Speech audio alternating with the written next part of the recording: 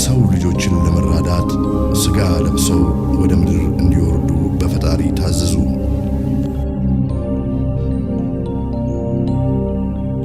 እነኚህም የሰው ልጆችን ተመስለው ወደ ምድር እንዲወርዱ የተደረጉ መላእክት መሬት በደረሱ ጊዜ በምድር የሚኖሩ ሴቶች የሰው ልጆችን አይተው በውበታቸው ተማርከው ለሥጋዊ ምኞት ተመኟቸው።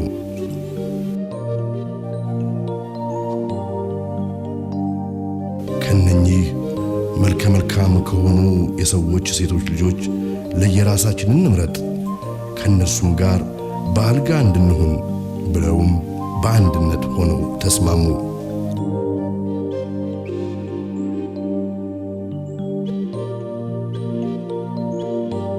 በዚችም የጸናች ኃጢአት ሳቢያ ፍርድ ከፈጣሪ በታዘዘ ጊዜ እስሚያዛ የተባለው አለቃቸው ብቻ ሳይሆን ሁሉም የቅጣቱ ተካፋዮች ሊሆኑ እንደሚገባ መሐላን ተማምለው ውሳኔያቸውን በአንድነት አጸኑ።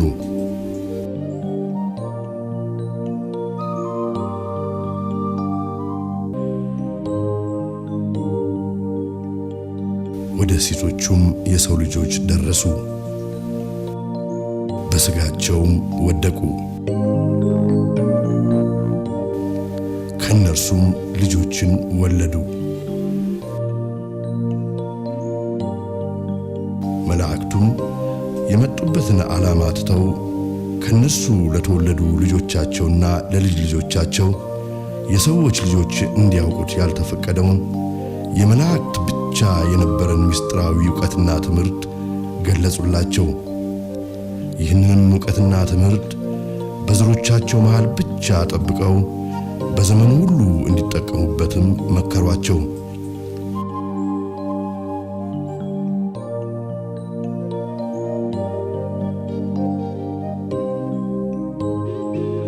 ይህ ምስጢራዊ ዕውቀትና ትምህርት በኋላ ዘመን ለሰዎች ልጆች መጥፊያቸው የሚሆን የዓለምን ክፉ ለውጥ ሁሉ ያመጣ ትምህርት ነው።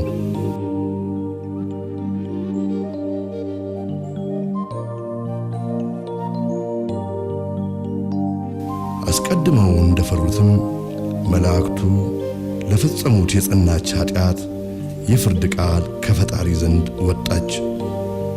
ይህችንም እርግማን የተቀላቀለባት ከፈጣሪ የታዘዘች የፍርድ ቃል እንዲነግራቸው በበጎ ሥራው ሳቢያ ከሰዎች ሁሉ አስቀድሞ ጸሐፍትና የእግዚአብሔር ምስክር እንዲሆን ተመርጦ በሕይወት ሳለ ወደ ሰማይ የተነጠቀው የያሬድ ልጅ ጻድቁ ሰው ኢትዮጵያዊው ሄኖክ ወደ እነርሱ ተላከ።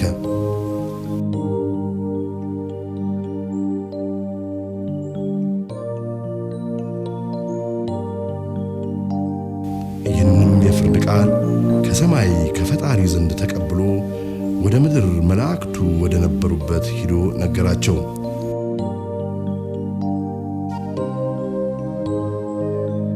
ይህ የፍርድ ቃል መላእክቱና ሚስቶቻቸው እንዲሁም ልጆቻቸውና የልጅ ልጆቻቸው ለፈጸሙት የጸናች ኃጢአት መቼም ቢሆን ከፈጣሪ ዘንድ ምሕረት እንደማያገኙ ወይም እንደማይደረግላቸው የሚደነግግ አስደንጋጭ የሆነ የፍርድ ቃል ነበር።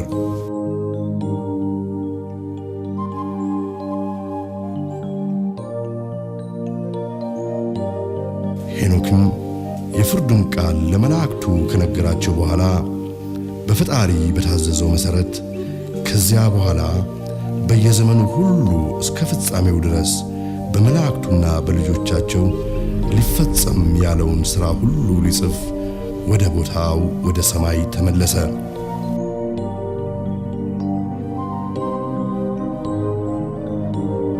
ከጊዜ በኋላም ይህ ሄኖክ ያመነበትና በሰማይ ባሉ ቅዱሳን መላእክትም እየተረዳ ያየው የሰዎች ልጆችንና በምድር ሥጋ ለብሰው የሚኖሩ የመላእክትን ነገር የሚመሰክር መጽሐፍ፣ ይሄውም መጽሐፈ ሄኖክ ከጊዜ በኋላ ኢትዮጵያ ተብላ በምትጠራ ምድር ተገኘ።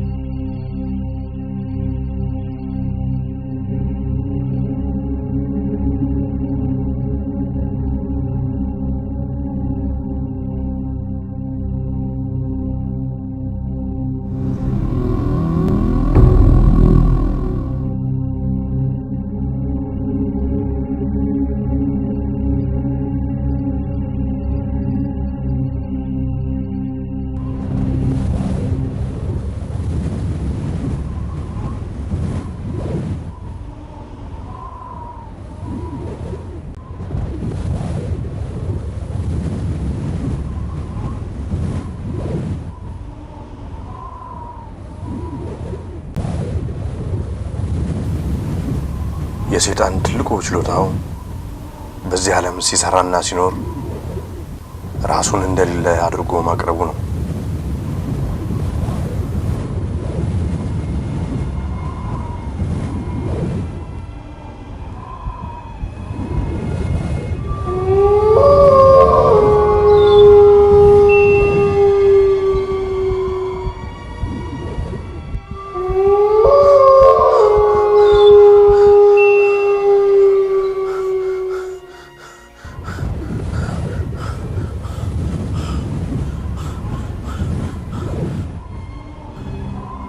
ታሪክ እንደሚነግረን የአንታርክቲክ ውቅያኖስ ክፍል የሚሆን አንድ ሰፊ ቦታ ነበር።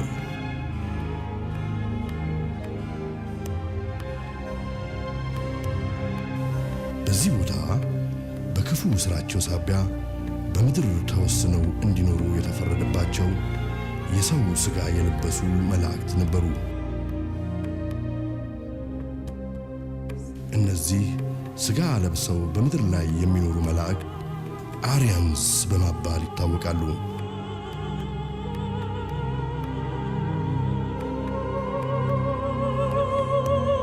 ከጊዜ በኋላ ብዙዎቹ እነዚህ ፍጡራን ከሰማይ በታዘዘ የጥፋት ውሃ ሲቀሰፉ፣ ከውሃው ጥፋት የተረፉት ጥቂቶቹ በጀልባ ወደ ህንድና ትቤት ከፍታማ ቦታዎች ይኮበልላሉ። በዚህም በደረሱበት አዲስ ምድር ከተማ ይከትማሉ።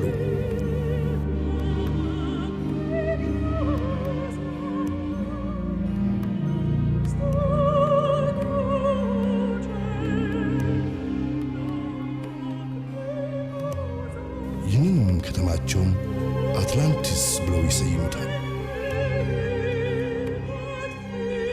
በዚህም ለረጅም ጊዜ ከኖሩ በኋላ ባልታወቀ ምክንያት ከተማቸውን ለቀው ወደ ሰሜን አውሮፓ አገሮች ሰርገው ይገባሉ።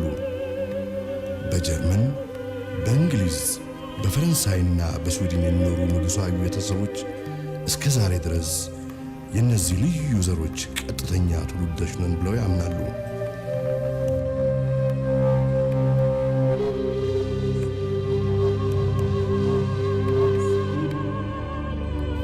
ይህ ፊልም የእነሱ የቅርብ ጊዜ ታሪክ ነው።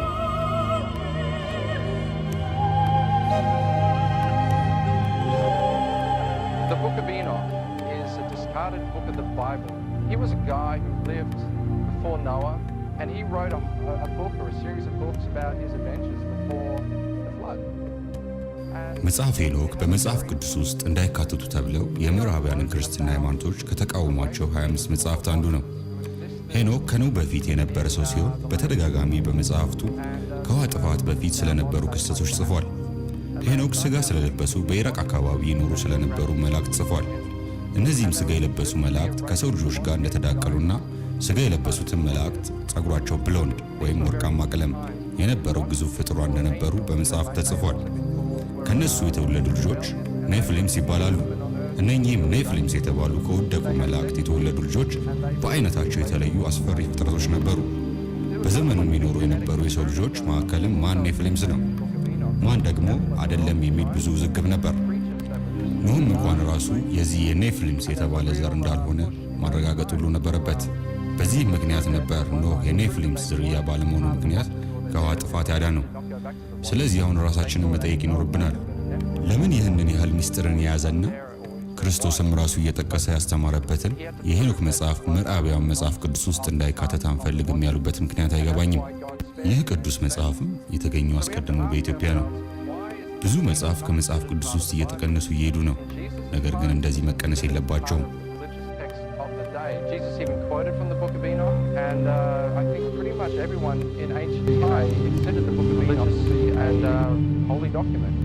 So many copies of the Book of Enoch were sent to Ethiopia, and they were rediscovered, I think, in the 1770s. Modern man took it and translated it, and there's many versions of it that exist. And they compared the modern translation they have to fragments they found in 300 BC and found it to be pretty much identical. So whichever way you look at it, if you believe it's the Word of God or not, that's beside the point. It's an interesting historical document, and it tells some pretty spooky stuff. The lot of stuff, I think, has been cut out of the Bible, which maybe should have been kept in. I think Moses probably considered it the Book of Enoch, the Word of God, because he said he even mentioned the Nephilim himself in Genesis. So it was considered common knowledge that the Nephilim existed, at least when the Bible was written or the Book of Genesis was written. So he's obviously referring to something very specific. And the interesting thing was the Nephilim, as it says in Genesis, were not wiped out. They existed after the Great Flood as well. So, I mean, there was a lot of strange things going on that are kind of mysterious to us. ከዓለም ክፍል ሁሉ የተሰበሰቡ የጥንት ታሪክ መዛግብቶችም ስለ እነዚህ ልዩ ፍጡራን በዓለማችን ስለመኖራቸው ሳይናገሩ አልቀሩም። የጃፓን የጥንት ታሪክ መዛግብቶች የጃፓን የቀደሙ ንጉሶቻቸው የድራጎን ዝርያዎች ስለመሆናቸው ሲጽፉ፣ የአውስትራሊያ ምድር ባለቤቶች የአቦርጂኒሶች የጥንት ታሪክ ጽሑፍ ደግሞ የድራጎን ዘሮች በዓለም ሁሉ ስለመኖራቸው ጽፏል። ወደ ቻይና ስንጓዝ ደግሞ የቻይና የጥንት ታሪክ ጽሑፍ የቻይና ንግሥት የነበረችው ንግሥት ኩዋ የእባብ ዝርያ እንደነበረችና እሷም ከሰዎች ልጆች ጋር ከጊዜ በኋላ ስለመዳቀሏ ሲመሰክር፣ በህንድ የጥንት ታሪክ ጽሑፍ መሠረት ደግሞ እነኚህ የሰውና የድራጎን ቅይጥ ዘሮች ናጋስ በመባል በህንድ እንደሚታወቁና የቀደሙ የህንድ ንጉሣዊ ቤተሰቦችም ከነዚህ አይነት ዘሮች እንደመጡ ይናገራል። በተለያዩ በመካከለኛ ምስራቅ ያሉ የሀገሮችና የህዝቦች የጥንት ታሪክ ጽሑፎች ከሰማይ የወደቁ መላእክት በምድር ካሉ ከሰው ልጆች ጋር ስለመዳቀላቸው የሚተርኩ ጽሑፎች በሰፊው ያሏቸው ሲሆን የደቡብና የሰሜን አፍሪካ የጥንት ታሪክ ጽሑፎች እነኚህን ፍጡራን ቺታሁሪስ በማለት ይጠሯቸዋል። ቺታሁሪስ ማለት የድራጎን ወይም የእባብ ዝርያ ማለት ነው። የቀደሙ ንጉሣዊ ቤተሰቦቻቸውንም የእነኚህ ዘሮች ቀጥተኛ ትውልዶች እንደነበሩ የሚናገሩ ታሪኮች በሰፊው አሏቸው። በደቡብ አሜሪካም ማያ በመባል የሚታወቁትም ህዝቦች ስለነዚህ ፍጡራን የሚመሰክሩ ተመሳሳይ የጥንት ታሪክ መረጃዎች አሏቸው። በአሜሪካን ባሉ ሬድ ኢንዲያንስ በመባል በሚታወቁት ህዝቦች ቋንቋ መሠረት ሱ ማለት እባብ ማለት ሲሆን ሪክዌ ማለት ደግሞ የሰውና የድራጎን ወይም የእባብ ቅይጥ ዘር ማለት ነው። እነኚህ ሪክዌ የተባሉትም ዘሮች በምድር ሁሉ እንዳሉ የሚመሰክሩ የጥንት ታሪክ መረጃዎች አሏቸው። መጽሐፍ ቅዱስም ስለነዚህ ፍጡራን በተደጋጋሚ የጻፈ ሲሆን ከወደቁት መላእክት የተወለዱትንም ልጆች ኔፍሊምስ ብሎ ይጠራቸዋል። በአጠቃላይ የወደቁት መላእክት ከሰው ልጆች ጋር ስለመዳቀላቸው ሳይመሰክር ያለፈ የዓለም ሕዝብ ታሪክ ካለ ታሪኩ ሳይኖር ቀርቶ ሳይሆን ሆን ተብሎ ተደብቆ እንዲቀር በተደረገበት ቦታ ብቻ ነው። This is how we believe the Chitauri look like. They were created in this. You see, sir? This is how a Chitauri looks like. It stands about 11 feet high. It is a very... ቺታውሪ ይህንን ነው የሚመስለው። ቁመታቸው እስከ 11 ጫማ ይደርሳል። ረጅም ፍጥረቶች ሲሆኑ አጥንት ያላቸው አይመስሉም። ጣቶቻቸው በጣም የመተጣጠፍ ባህሪ ያላቸው ናቸው። አንዳንዶቹ ቺታውሪዎች 3 ጣቶች ከአውራ ጣት ጋር ያሏቸው ሲሆኑ አንዳንዶቹ ደግሞ 6 ጣቶች ከአውራ ጣት ጋር ያሏቸው አሉ። ሌሎች ቺታውሪዎች ደግሞ በአናታቸው ላይ ቀንዶች አሏቸው። ቀንድ የሌላቸው አይነቶችም አሉ። እንደዚህ አይነቶች ሌፓርድ ቺታውሪ በመባል ይታወቃሉ። ባለከፍተኛ ማዕረግ ቺታውሪ ግን ብዙ ጫፎቻቸው ሹል የሆኑ ቀንዶች ያሉት አይነት ነው። የሁሉም የበላይ የሆነው ቺታውሪ ደግሞ የነሱ ንጉስ እየተባለ የሚጠራው ሞባባ ሳምሆንግ የሚባል ቺታውሪ 2 ትላልቅ ቀንዶች አሉት። እንደዚህ እንደ አጋዘን ወደ ጎን የበቀሉ ቀንዶች አሉት። These are the lesser Chitauri, but the royal Chitauri have got a ring of sharp horns all around their head, and the very high Chitauri, like their king, Mubaba Samahong, they have got very long horns which grow this way, not that way like a bull, but this way like certain antelope. አንድሩ ኮሊንስ የተባሉት ጸሐፊ እስከ ዛሬ 100 ዓመት ድረስ እነዚህ የወደቁ መላእክት ልጆች ኔፍሊምስ በስኮትላንድ በተደጋጋሚ ይወለዱ እንደነበር The Legacy of the Fallen Angels በሚባለው ጥናታዊ ጽሑፋቸው ይዘግባሉ።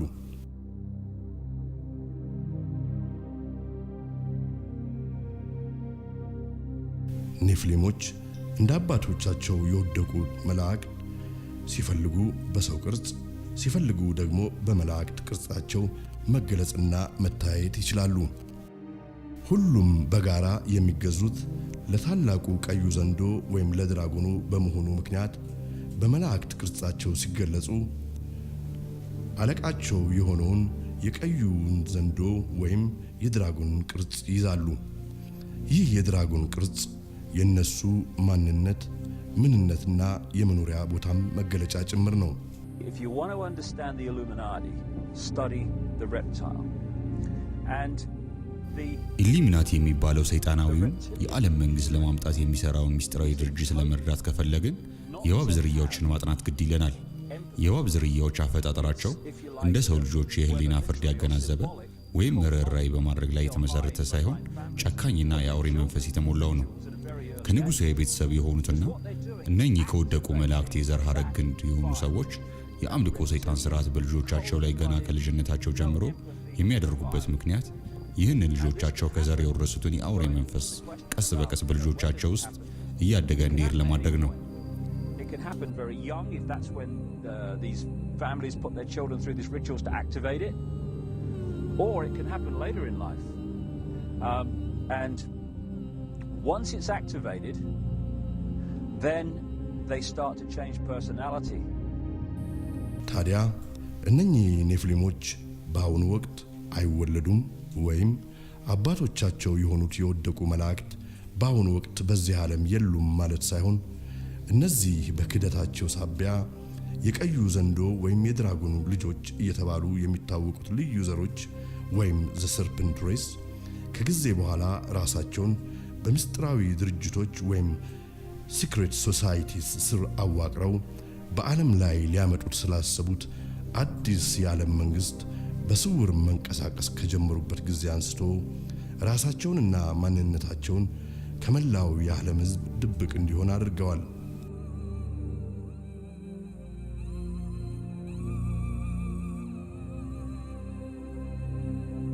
የታላቋ ብሪታንያ ኢንግላንድ መጠሪያ ስሟ ኤንጅልስ ላንድ ወይም የመላእክት ምድር ከሚለው የቀድሞ መጠሪያ ስሟ የተገኘ ሲሆን የትኞቹ መላእክት ቢሉ ደግሞ መልሱ በኢንግላንድ ዋና ከተማ በሎንዶን በተለያዩ ዋና ዋና ቦታዎች በግልጽ ለምስክርነት ተደርገው በቆሙ ሐውልቶችና ሕንጻዎች ላይ ቁልጭ ብሎ ይገኛል።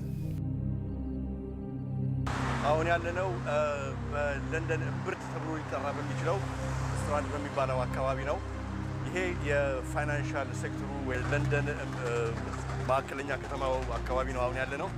አሁንም እንደምናየው እዚህ ቦታ ላይ ተተክሎ የሚታየው ይሄ ምስል እንደገና ደግሞ የድራገን ምስል ሆኖ እንደገና እናገኘዋለን። ቀዩ ዘንዶ እየተባለ የሚታወቀው ድራጎን ምስሉና ሐውልቱ በለንደን ከተማ በብዛት ተተክሎ ሲገኝ ከሚቲዮሎጂ ጥናት የምናውቃቸው የግሪክና የባቢሎን ጎድስ እና ጎደስስ እየተባሉ በጥንት ዘመን ይመለኩ የነበሩ ስጋ የለበሱ የወደቁ መላእክት ምስሎች በተደጋጋሚ በሐውልቶችና በድንጋይ ላይ ቅርጾች በክብር በከተማይቱ ሁሉ በሰፊው ተንሰራፍተው መገኘታቸው ደግሞ ለንደንን እውነትም የወደቁት መላእክት ምስጢራዊ ምድር ሊያሰኟት ይችላሉ።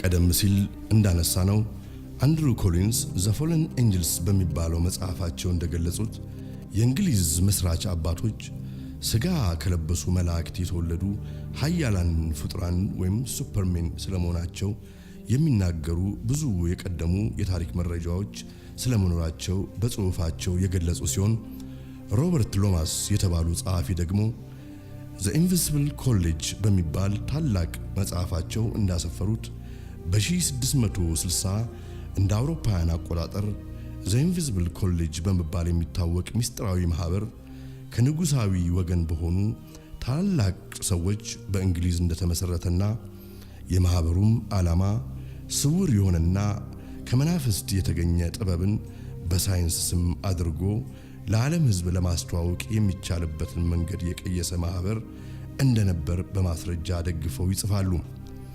ሮበርት ሎማስ እንደሚሉት ለዘመናዊ ሳይንስ እድገት ከፍተኛ አስተዋጽኦ አበርክተዋል ተብሎ የሚነገርላቸው እንደ ሰር አይዛክ ኒውተን፣ ሮበርት ቦይል እና ሌሎችም በርካታ እንግሊዛዊ ሳይንቲስቶች የዚህ ምስጢራዊ ማህበር መስራቾች የነበሩ ሲሆን ሁሉም በተለያዩ ጊዜያት ስውር ከሆኑና በአካል በየጊዜው ይገለጹላቸው ከነበሩ ፎለን ኤንጅልስ ወይም የወደቁ መላእክት ጋር በተደጋጋሚ ይገናኙ እንደነበርና በዘመናችንም አበርክተዋል የተባሉትን የሳይንስ ዕውቀቶችን ቃል በቃል ከነኚህ መላእክት የተሰጣቸው ሰማያዊ ምስጢሮች እንደሆኑ በማስረጃ ደግፈው ይጽፋሉ።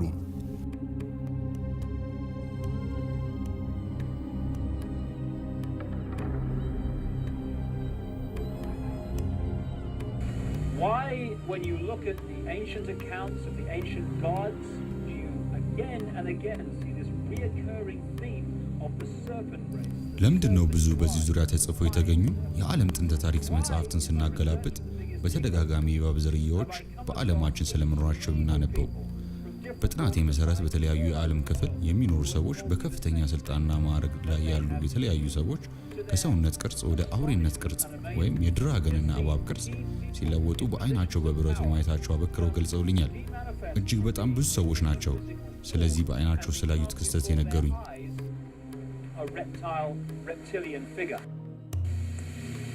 Yes, I have seen at rituals, I have seen George Bush.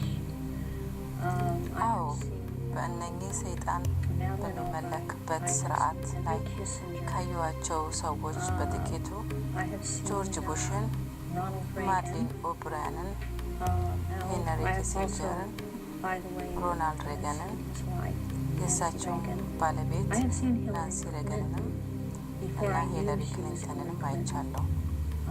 ሂለሪ ክሊንተን ማን መሆናቸውንም ከማወቄ በፊት አይቻቸዋለሁ። እናም እሳቸውም በዚህ ግሩፕ ውስጥ አባል ናቸው። ሌሎች ሰዎች ከሰየምኳቸው በተጨማሪ ራሳቸው ከአውሬነት ወደ ሰውነት ሲለወጡ ካዩዋቸው መካከል በነገራችን ላይ ሂለሪ ክሊንተንን በዚህ ስርዓት ላይ ቢገኙ ሰውነታቸው ግን ሲለዋወጥ አላየውም። ሌሎች ካዩዋቸው ሰዎች መካከል ሁለቱ የጆርጅ ቡሽ ሲኒየር ልጆች በተጨማሪም ጄ ሮክፌለርን ነው። I have seen, did I mention J. Rockefeller? And he shapeshifts. I've seen George Deukmejian and Ronald Reagan again, having been governor in California. There have been people such as Newt Gingrich. I saw. እነኚህ ሁሉ ሰዎች ታዲያ ኢሉሚናቲ የተባለው ሚስጥራዊ ማህበር አባል ናቸው። እየተናገርን ያለነው ታዲያ ዓለም አቀፋዊነት ስላላቸው በሚስጥር ዓለም እንዲገዙ ስላለሙ ጨለማ ለብሰው እየተንቀሳቀሱ ስላሉ ሚስጥራዊ የዓለም ድርጅቶች ነው። ሁሉም ታዲያ የተለያዩ ሲመስሉ ለአንድ ዓላማ የቆሙ ናቸው።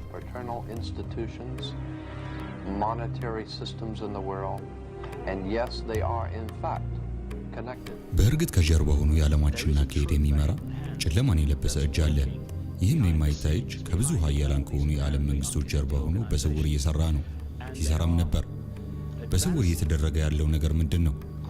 በማይክሮቺፕስ ተከትቦ እንደ ሮቦት እየታዘዘ የሚመራ ባሪያ የሆነ የዓለም ህዝብን ለመፍጠር አዲሱን የነሱን የዓለም መንግስት በምድር ላይ ለመመስረት ነው። ይህንን አጀንዳቸውን በስውር ማድረግ አለባቸው። አለበለዚያማ የዓለም ህዝብ ይህንን ክፉ ስራቸውን ካወቀባቸው ዓላማቸው ግቡን ሊመታ አይችልም። እኔ ሁልጊዜ እናገራለሁ እኮ ከፈጣሪ ስራ ውጪ የሆነው ብዙ በዓለማችን የሚሰራ ወይም የተሰራ ስራ በእነሱ የተሰራ ነው እያልኩ እናገራለሁ። የመጀመሪያው ምስጢራዊ ማህበር ወይም ሲክሬት ሶሳይቲ መቼና እንዴት እንደጀመረ ማወቅ ቀላል አይደለም።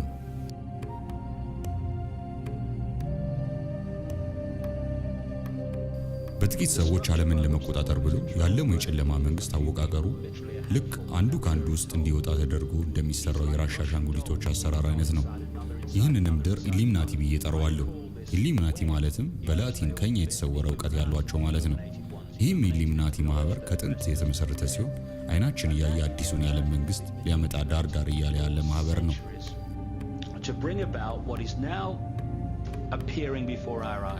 ስለ ምስጢራዊ ማህበራቱ የምናደርገው ጥናት በታሪክ ወደ ኋላ ሄደን ወደ ጥንት የግብፅ ንጉሶች ታሪክ ወይም ወደ ፈርዖኖች ድረስ እንድንደርስ ግድ ይለናል። በዓለማችን ያሉ የታወቁ የዓለም ህዝቦች ሰይጣን ያምልኩ ስርዓታቸው ልክ ድሮ በግብፅ ፈርዖኖች ጊዜ እንደሚደረገው አይነት ነው።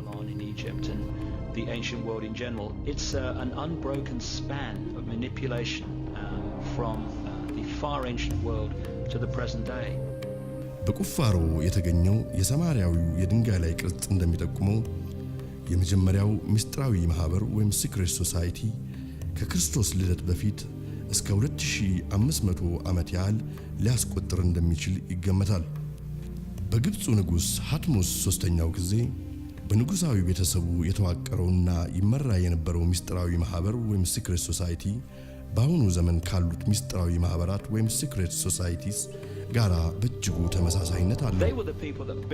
እነሱ እኮ ናቸው በማን እንደተሰራ አይታወቅም የሚባልላቸውን በግብፅ ያሉ ፒራሚዶችን የሰሩት። ተራው የዓለም ህዝብማ ይህንን የመስራት ጥበብና ዕውቀት አልተሰጠውም። እንደዚህ አይነቱን ጥበብ ከሌላው የዓለም ህዝብ ደብቀው ማስቀረት አለባቸው። ምክንያቱም ያ ጥበብ እኮ ነው የበላይ ሆነው እንዲገዙ የሚያስችላቸው። በመጀመሪያው ሚሌኒየም መጨረሻ አካባቢ 9 ፈረንሳውያን አባላት ያሉት ዘ ናይት ቴምፕለርስ በመባል የሚታወቅ አንድ ግሩፕ ወይም ማህበር ተመሰረተ። ወደ ኢየሩሳሌም ለመሳለም የሚሄዱ ምዕመናኖችን ከክፉ ለመጠበቅ ነው ማህበሩን የመሰረት ነው ብለው ነው እነሱ የሚናገሩት። ነገር ግን እንዴት ሰባት ሰዎች ብቻ ይህ አቅም ይኖራቸዋል? ይህ ለዓለም ህዝብ የተሰጠ ማሳሳቻ የውሸት ምክንያት ነው።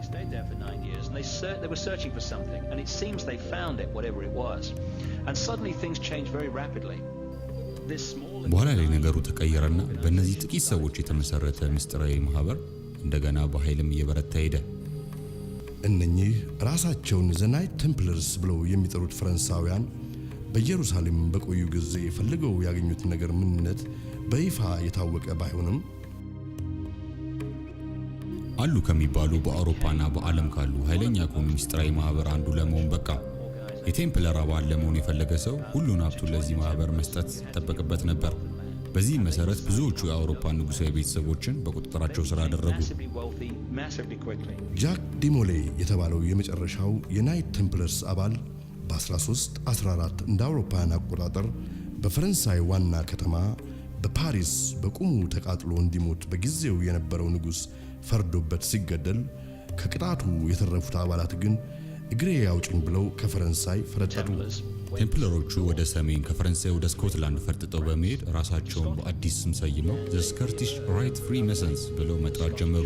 ስኮቲሽ ራይት ፍሪ መሰነሪ በዓለም ላይ ካሉ ኃይለኛ ከሆኑ ምስጢራዊ ድርጅቶች መካከል ተፎካካሪ የማይገኝለት ጠንካራ ምስጢራዊ ድርጅት ነው። አባላቶቹም ከሁሉም የሙያ ዘርፍ የተውጣጡ ናቸው። እነኚህ ከፈረንሳይ የፈረጠጡ የናይት ቴምፕለርስ አባላት ምስጢራዊ ጥበባቸውን ይዘው ወደ እንግሊዝ በመግባት ሎጅስ በመባል የሚታወቁትን ምስጢራዊ ማህበራት መሰረቱ። ፍሪሜሰኖች የጥንቶቹን ምስጢራዊ ድርጅቶች አጀንዳ በዘመኑ ላሉ ምስጢራዊ ድርጅቶች እንደ ድልድይ ሆኖ በቀጣይነት ለማስተላለፍ የሚሰሩ ናቸው። ከዚያም ጊዜ በኋላ ስማቸውን ቀይረው ፍሪሜሰንስ በመባል መታወቅ ጀመሩ። የመጀመሪያውንም ትልቁን ስብሰባቸውን ሰኔ 24 ቀን 1770 እንደ አውሮፓውያን አቆጣጠር በግሩስ ኤንድ ግሪን አይረንስ አዳራሽ በለንደን ኢንግላንድ አደረጉ።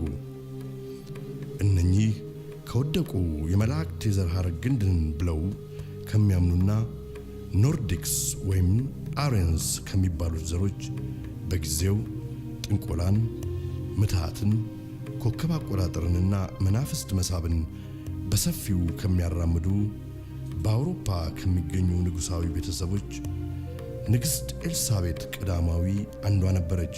በ1768 እንደ አውሮፓውያን አቆጣጠር ከዛሬ 240 ዓመት በፊት ከስኮትላንድ አሪየንስ ወይም ኖርዲክስ ንጉሳዊ ቤተሰብ የሆነና ጄምስ ብሩስ የተባለ አንድ ሰው ከእንግሊዝ አሪየንስ ወገን ከሆነች ከንግሥት ኤልሳቤጥ ቀዳማዊ አንድ ሥራ ተሰጠው። ይህ ሥራ መጽሐፈ ሄኖክ የተባለውን የቅርስ መጽሐፍ ከአቢሲኒያ ምድር ሰርቆ ወደ ንግሥቲቷ መውሰድ ነበር። በምን ሁኔታ በዚያን ጊዜ የነበሩ የአውሮፓ ንጉሳውያን ቤተሰቦች ይህ መጽሐፈ ሄኖክ በአቢሲኒያ ምድር መኖሩን ሊያውቁ እንደቻሉ የሚጠቁሙ የታሪክ መረጃዎች ባይገኙም በዚያን ጊዜ በእንግሊዟ በንግሥት ኤልሳቤጥ ቀዳማዊ ቤተ መንግሥት ውስጥ ይኖር የነበረ አንድ አቢሲኒያዊ ሰው ስለመኖሩ በታሪክ መጽሐፎች መረጋገጡ ግን ስለ ጉዳዩ ፍንጭ ሊሰጥ ይችላል።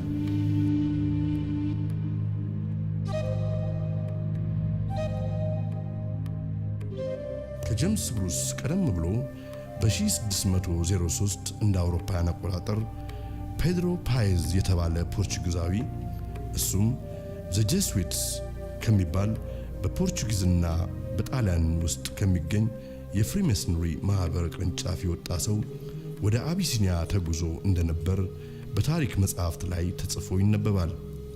ዘ ጄሱዊትስ እጅግ ጠንካራ የሆኑ እንደ ካህንና እንደ ሚስዮናዊ የሚለብሱ አሳሲንስ ወይም ግድያ ፈጻሚዎች ያሉት ምስጢራዊ ማህበር ሲሆን ዋነኛ መሰረቱም ጣሊያን ቫቲካን ነው።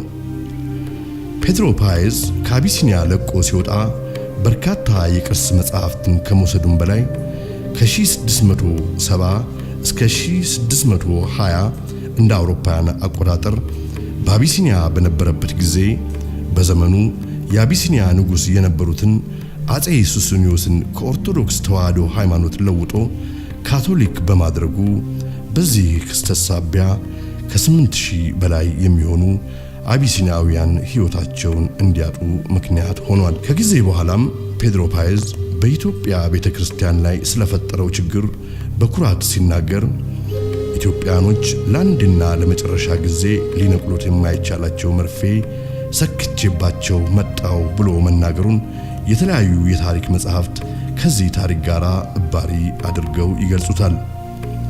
ይህ በፔድሮ ፓይዝ የተበተነው መርዝ እስከ ዛሬ ድረስ በኢትዮጵያ የኦርቶዶክስ ተዋሕዶ ቤተክርስቲያን ውስጥ ጸጋና ቅባት እየተባለ የሚታወቀው መለያየትን ያመጣ የጀስዊቱ የፔድሮ ፓይዝ መርዝ ነው። Infiltration of churches and religious institutions as well as government that cover a tremendous number of institutions. And the purpose of that infiltration was ዓላማችን የነበረው እንዴት አድርገን በመንግስቶቻቸውና በቤተ ክርስቲያናቸው ውስጥ ሰርገን እንደምንገባ ማመቻቸት ነበር። የዚህ ዓላማችን የመጨረሻ ግቡ ያነጣጠረው በዚህ ዓለም አዲስ በእኛ የሚመራ የዓለም ሃይማኖትና መንግስት ለመፍጠር ነው። ከድሮም ቢሆን በቫቲካን ያለን የጀስዊቶች ዓላማ ይህ ነው። ይህንንም ነበር ከድሮም ጀምረን ስናመቻች የነበረው።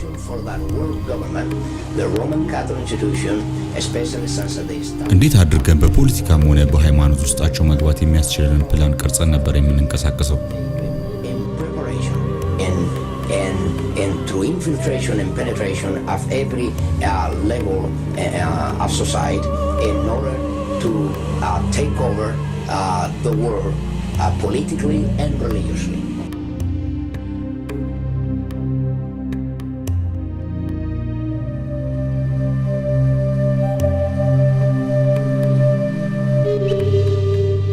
ጄምስ ብሩስ ወደ ኢትዮጵያ ከመዝለቁ በፊት በሱዳን ይገኝ በነበረ የጀስዊት ካምፕ ውስጥ ፔድሮ ፓይዝን ለጥቂት ጊዜ አግኝቶ አነጋግሮት እንደነበር አንዳንድ የታሪክ መረጃዎች ይጠቁማሉ።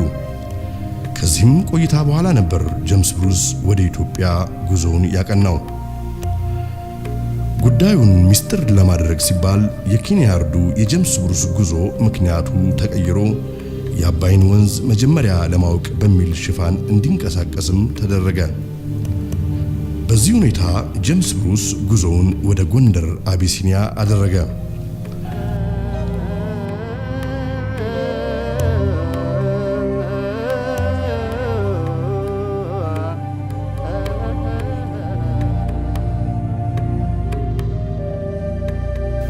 በጎንደር አቢሲኒያ በካፋ የሚባሉት የሀገሪቱ ንጉሥ ስለሞቱ በምትኩ በእድሜው በጣም ልጅ የሆነው ልጃቸው ልጅ ኢያሱ ዙፋን ይዞ የሚያስተዳድርበት ወቅት ነበር።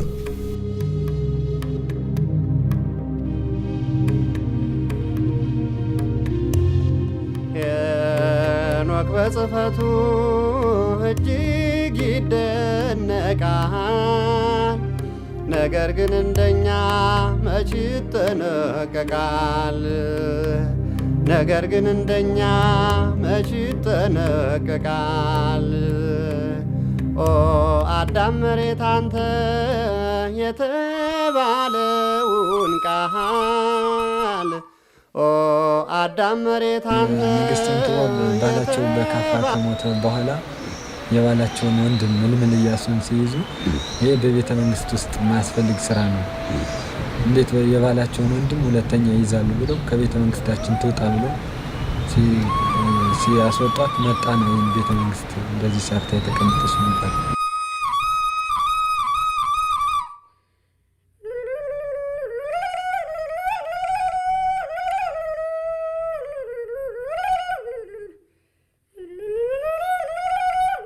ይህ ያለንበት የጀምስ ፕሮስ መኝታ ቤት ነው። እዚህ ማዶ ላይ የምናየው ደግሞ የንግሥት ምጥዋ።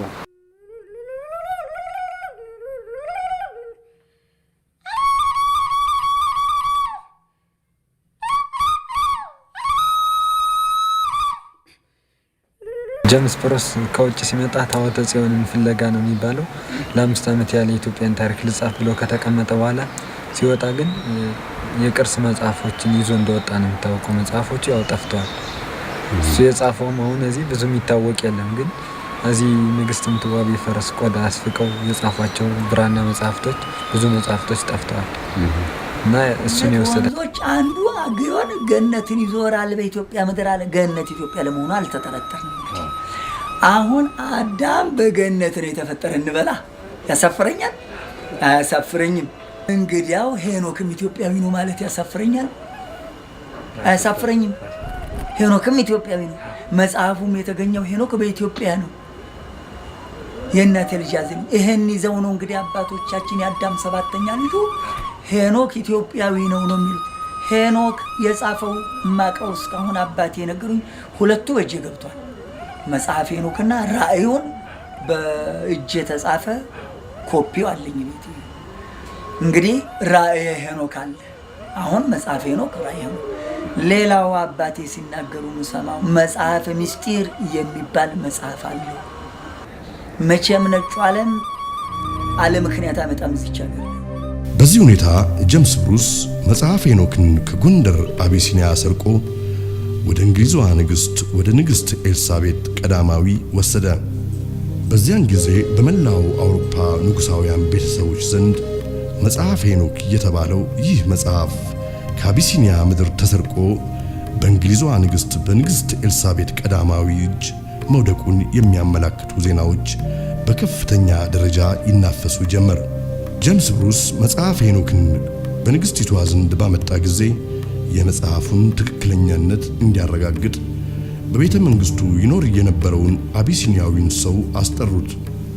ይህ አቢሲኒያዊ ሰው መጽሐፉ መጽሐፍ ሄኖክ መሆኑን ቢያረጋግጥም በመጽሐፉ ውስጥ ስለተካተተው የጸሐፍቱ መልእክት ግን ዕውቀት አልነበረውም። በንግሥቲቱ ዘንድ ጆን ዲ የሚባል በኮከብ ቆጠራ ጥናትና መናፍስት በመሳብ ችሎታው አንቱ የተባለ አንድ ሰው ነበረ። ይህ ጆን ዲ የተባለ ሰው መናፍስት በመጥራት ችሎታው ተጠቅሞ ከመናፍስቶቹ ከራሳቸው የፈለጉትን ምስጢር ስለ መጽሐፉ ሙሉ በሙሉ ማወቅ እንደሚችሉ በመተማመን መናፍስቶቹን ጠራቸው።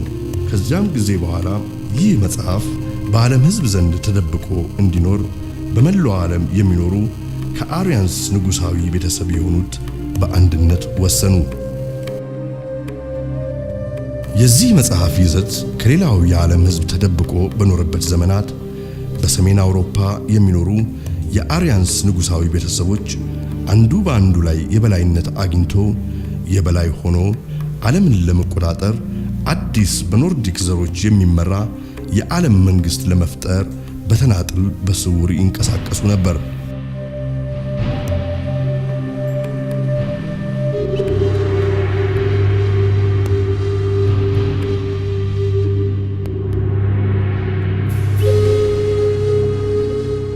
በ1935 እንደ አውሮፓውያን አቆጣጠር የአርያንስ ዘር መንግስትን በምድር ላይ ለመመስረት ብሎ ያለመ አንድ ሰው ተነሳ።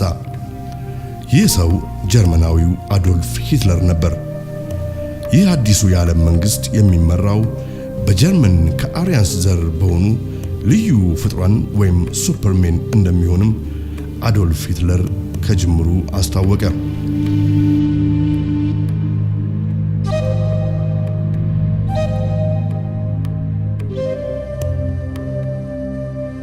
የአዶልፍ ሂትለር ፓርቲ ከፍተኛ ባለስልጣናት ሁሉም ፍሪሜሰንስ ሲሆኑ ምስጢራዊ የመላእክት ጥበብን በሳይንስ ስም በዚህ ምድር ላይ ተግባራዊ ለማድረግ ብለው በ1660ዎቹ በእንግሊዝ ዘ ኢንቪዚብል ኮሌጅ በሚባል ማህበር ውስጥ ይሳተፉ እንደነበሩት እንግሊዛዊ ፍሪሜሰኖች አይነት ተመሳሳይ ዓላማ የነበራቸው ሰዎች ነበሩ። ይህም ዓላማ ዓለምንና የዓለምን ሕዝብ ሙሉ በሙሉ ለመቆጣጠር ያለመና አዲሱን የዓለም መንግስት በምድር ላይ ለመመስረት ያነጣጠረ ዓላማ ነበር።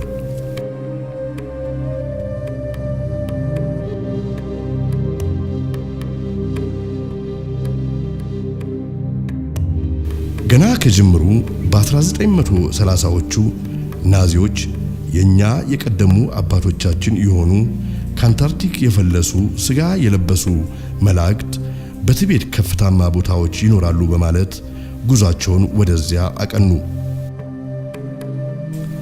በናዚዎች እምነት እነዚህ የቀደሙ አባቶቻቸው አሁን በአዶልፍ ሂትለር ሊመሰረት የታቀደው አዲስ ዓለም አቀፍ መንግስትና ዓለም አቀፍ ሃይማኖት ዋነኛ መሰረቶች ናቸው። ይህ እቅድ ከተሳካ አዶልፍ ሂትለርን የአዲሱ የዓለም መንግስት መሲህ እንዲሁም የአዲሱ ሃይማኖት ሊቀ ካህን ያደርገዋል። በአዶልፍ ሂትለር ሰይጣናዊ እምነት መሰረት በጀርመን የሚኖር የአርያንስ ዘር ከጊዜ በኋላ ሙታን ከሆኑ የሰው ልጆች ጋር በመዳቀሉ የመላእክት ባህሪውን አጥቷል።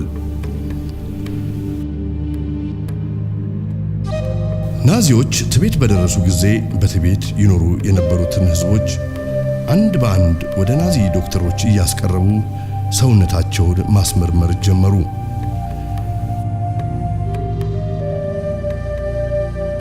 የዚህ የውጫዊ የሰውነት ምርመራ ዓላማ ከቲቤት ነዋሪዎች መካከል ያልተቀላቀሉ የአርያንስ ዘሮችን ለማግኘት ነው። እነዚህ ዘሮች ከቲቤት ተገኙ ማለት በጀርመን የሚገኘውን የተዳቀለ የአርያንስ ዘር ዳግም በማጽናትና በማዳቀል ቀድሞ ወደ ነበረበት መላእክታዊ ተፈጥሮ ለመመለስ እንችላለን ብለው በከፍተኛ ደረጃ ናዚዎች ያምናሉ። ይህ ትክክለኛ የአርያንስን ዘር የመፈለግ ሥራ በቲቤት ብቻ ሳይሆን በጀርመንም ጭምር ይካሄድ ነበር። የኤስኤስ የጦር አባል ለመሆን የሚፈልግ ማንኛውም ጀርመናዊ ረጅም ጸጉሩ ወርቃማ ወይም ብሎንድ የሆነ የአይኑ ቀለም ደግሞ ሰማያዊ የሆነና እንደ አውሮፓውያን አቆጣጠር እስከ 1850 ዓመተ ምህረት ድረስ ወደ ኋላ ሄዶ ያልተቀላቀለ ንጹህ የጀርመን አርያንስ ዘር መሆኑን በማስረጃ ደግፎ ማረጋገጥ የሚችል መሆን አለበት። የኤስኤስ ወታደሮች የአርያንስ ትውልድ እንዲበዛም በማሰብ ወታደሮቹ በጋብቻም ሆነ ከጋብቻ ውጪ ንጹህ የአርያንስ ዘር መሆናቸው ከተመሰከረላቸው የጀርመን ሴቶች ጋር ልቅ የሆነ የግብረ ሥጋ ግንኙነት እንዲያደርጉም በፓርቲው በእጅጉ ይገፋፉ ነበር። በዚህ ሁኔታ ከ1935 እስከ 1945 እንደ አውሮፓውያን አቆጣጠር ብቻ 11000 ልጆች በዚህ አይነት ተወልደው በመንግስት ያድጉ ነበር።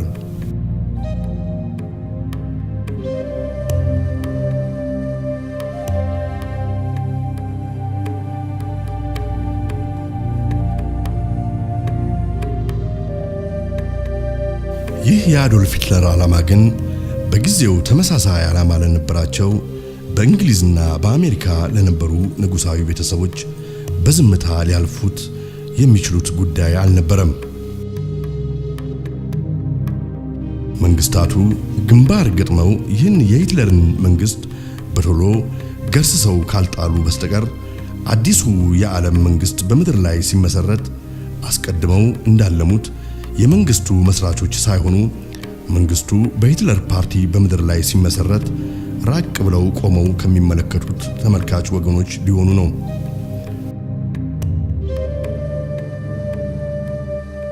ጉዳዩ አፋጣኝ መፍትሄ የሚያሻው ጉዳይ ነበር። በ1945 እንደ አውሮፓውያን አቆጣጠር የእንግሊዝ የአሪያንስ ዘሮች ኃይል ከአሜሪካን የአሪያንስ ዘሮች ኃይል ጋር ግንባር ፈጥሮ የሂትለርን የጀርመን አሪያንስ ጦር ድል ነስቶ አንኮታኮተው። የጀርመን የአሪያንስ ወይም የኖርዲክስ ዘሮች ኃይል ከዓለም ፊት ሲጠፋ የተጣመረው የእንግሊዝና የአሜሪካ የአሪያንስ ዘሮች ታሪክ ግን ሌላ አዲስ ምዕራፍ ከፈተ።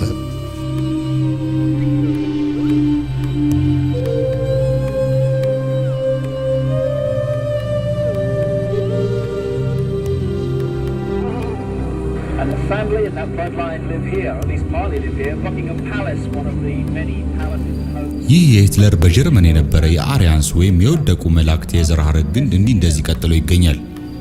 ባኪንግሃም በሚባለው የእንግሊዝ ንጉሣዊ ቤተሰቦች ቤተ መንግስት ውስጥ ያሉ እነዚህ ንጉሣዊ ቤተሰቦች ከዚያው ከጀርመን የአሪያንስ የዘር ግን የወጡና በደም የተሳሰሩ ናቸው።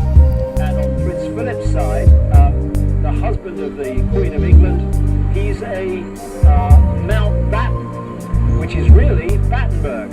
Again, another German line. In 1917, they changed the name from Battenberg to Mountbatten, from the House of Saxe-Coburg to Windsor, because at that time, you may recall, the German nation and the British nation were knocking hell out of each other in the trenches of northern France. And it was good PR from the British royal family's point of view to just change their name to sound more English. And this is just the farce and the facade behind so much, or behind which so much goes on. In the councils of government, we must guard against the acquisition of unwarranted influence, whether sought or unsought, by the military-industrial complex.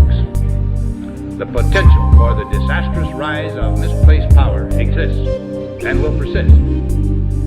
We must never let the weight of this combination endanger our liberties or democratic processes.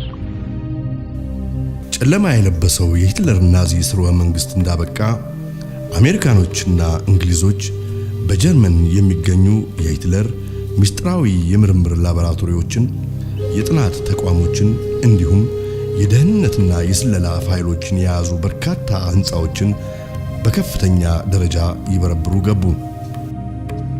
የፍተሻቸውም ውጤት ያረጋገጠላቸው የሂትለር ሳይንቲስቶች የእውቀት ደረጃ በጊዜው እነርሱ ከነበሯቸው ሳይንቲስቶች በእጅጉ የላቀ እንደነበር ነው። ብዙዎቹ እነዚህ የሂትለር ሳይንቲስቶች ግን የናዚ መንግስት በ1945 እንደ አውሮፓውያን አቆጣጠር በተገረሰሰ ጊዜ እግሬ ያውጭኝ ብለው ከጀርመን ወደ ተለያዩ የዓለም ክፍሎች ፈርጥጠው ከዓይን ጠፍተው ነበር። ለእንግሊዞችና ለአሜሪካኖች እነኚህ የባለ ብዙ ዕውቀት ባለቤቶች የሆኑት የሂትለር ሳይንቲስቶች ዕውቀታቸውን ይዘው ያለ አድራሻ መሰወራቸው አሳሳቢ ስለሆነባቸው በሐምሌ ወር 1945 እንደ አውሮፓውያን አቆጣጠር ፕሮጀክት ፔፐር ክሊፕ ብለው አንድ ከፍተኛ ፕሮጀክት ነድፈው በስራ ላይ አዋሉ። የፕሮጀክት ፔፐር ክሊፕም ዓላማ በዓለም ላይ የተበተኑ የሂትለር ሳይንቲስቶችን አሳዶ ይዞ ወደ ፍርድ ለማምጣት ሳይሆን ሳይንቲስቶቹ በተራቸው ለአሜሪካ መንግስት በስውር እንዲሰሩ ለማድረግ ነበር። ይህም ፕሮጀክት በፕሬዝዳንት ትሩመን ፈቃጅነት ስራ ላይ ውሎ እስከ 1600 የሚሆኑ የሂትለር ከፍተኛ ሳይንቲስቶች ከዓለም ላይ ተይዘው ወደ አሜሪካ ተወስደው ከዚያ ጊዜ በኋላ ለአሜሪካ መንግስት እንዲሰሩና እንዲያገለግሉ ሆነዋል። ከነኚህ ሳይንቲስቶች መካከል ጆሴፍ መንድሌ በመባል የሚታወቀውና በጨካኝነቱ ወደር እንደሌለው የሚነገርለት የሂትለር ሳይንቲስት አንዱ እንደነበር የሚጠቁሙ ጥናቶች በአሁኑ ወቅት በገሃድ ወጥተው ይገኛሉ። በዓለም ባሉ ምስጢራዊ ማህበራት ዙሪያ የተጻፉትን መጽሐፍት ስናነብ የቀድሞ የእንግሊዝ ጠቅላይ ሚኒስትር የነበሩት ቶኒ ብሌር የፍሪሜሰነሪ ምስጢራዊ ማህበር አባልና በዚያም ማህበር የባለ 33 ዲግሪ ማዕረግ ባለቤትም መሆናቸውን እንረዳለን። ቶኒ ብሌር በሙያቸው ጠበቃ ሲሆኑ እንደ ብዙዎቹ የእንግሊዝ ጠበቆችና ዳኞች ቶኒ ብሌር የንግስቲቱ አማካሪና ጠበቃ ወይም ኩዊንስ ካውንስል ኤንድ ባሪስተር በመባል ይታወቃሉ። ይህ የተለየ ሙያ መሰረቱ ቴምፕልስ ባር በሚባለው የፍሪሜሰነሪ ተቋም ሲሆን የተመሰረተውም በ12ኛው ክፍለ ዘመን እንደ አውሮፓውያን አቆጣጠር ነው። በዚህ መሰረት ቶኒ ብሌር በአባልነት የተመለመሉት በ1591 በተመሰረተውና ስታድሆም ሎጅ በመባል በሚታወቀው የፍሪሜሰነሪ ቅርንጫፍ ተቋም ውስጥ ነው። አባሪ ጥናቶች እንደሚያመለክቱት ከ61 የእንግሊዝ ፖሊሶች የዚህ የሰይጣናዊ የሆነው የፍሪሜሰነሪ ምስጢራዊ ማህበር አባል ናቸው። በአሁኑ ወቅት እስከ 600,000 የሚደርሱ ሜሰኖች ወይም የፍሪሜሰነሪ አባላት በእንግሊዝ እንዳሉ ሲገመት ሁሉም ቁልፍ በሆኑ የአስተዳደር የሴኩሪቲና የዳኝነት ስራዎች ላይ ተሰማርተው ይገኛሉ። ዳግማዊ ንግሥት ኤልዛቤትም ራሳቸው የፍሪሜሰነሪ አባል ሲሆኑ በዚህ ማህበር ውስጥ ግራንድ ፓትሮነስ ኦፍ ኢንተርናሽናል ፍሪሜሰነሪ የሚባል ትልቅ ስልጣን አላቸው። ዘ ብራዘርሁድ የተባለው ታዋቂ መጽሐፍን የጻፉት ስቲቨን ስናይድ እንደሚሉት ዌስትሚኒስተር እየተባለ የሚታወቀው የእንግሊዝ ቤተ መንግሥት ለብዙ አምልኮተ ሰይጣን ስርዓቶች የመገልገያ ቦታም ጭምር ነው። ናይት እንደሚሉት ብዙዎቹ እነዚህ ስርዓቶች የሰው ልጆችንም በመሰዋት ላይም የተመሰረቱ ናቸው።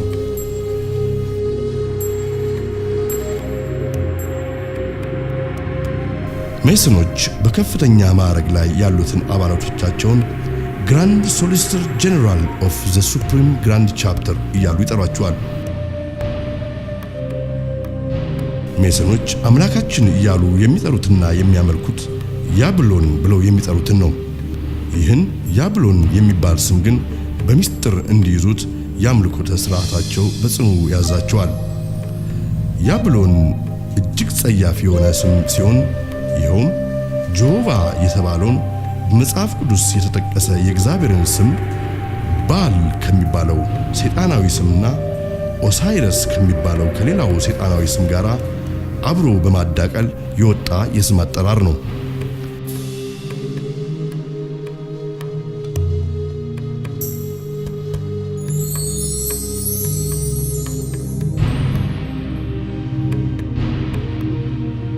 በሌላ አነጋገር ያብሎን ማለት ሰይጣንን እንደ እግዚአብሔር ራሱን በአንድነትና በሶስትነት ልመለክ ይገባኛል ብሎ የሚያቀርብበት የስም አጠራር ነው።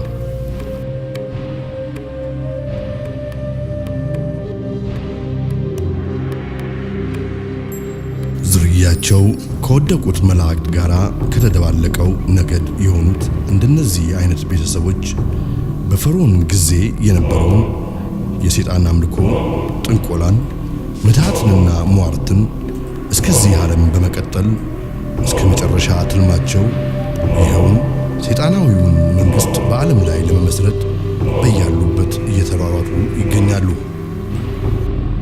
የዚህ የተባለው ሰይጣናዊ መንግሥት ወይም ዘ ኒው ወርልድ ኦርደር እየተባለ የሚጠራው ዋነኛ ጽሕፈት ቤት ከተሞች ሎንደን እንግሊዝና ዋሽንግተን ዲሲ አሜሪካ ናቸው። ሁለቱም ከተሞች ከታሪካቸውና ከመሰራረታቸው አንስቶ በፈርዖን ጊዜ እንደነበረው የሰይጣን አምልኮትን፣ ጥንቆላን እና ምትሃትን መሰረት ያደረገ ነው።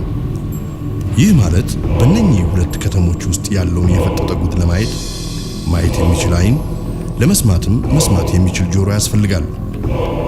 ይህም የተባለበት ምክንያት የሁለቱ ከተሞች ምስጢር በምልክቶች በቁጥሮችና በኮከብ አቆጣጠር ጥበብ የተመሰረተ ስለሆነ ይህን መረዳት ለሚችል ሰው ግልጽ ሲሆን መረዳት ለማይችል ሰው ደግሞ በጣም የተደበቀ ነው።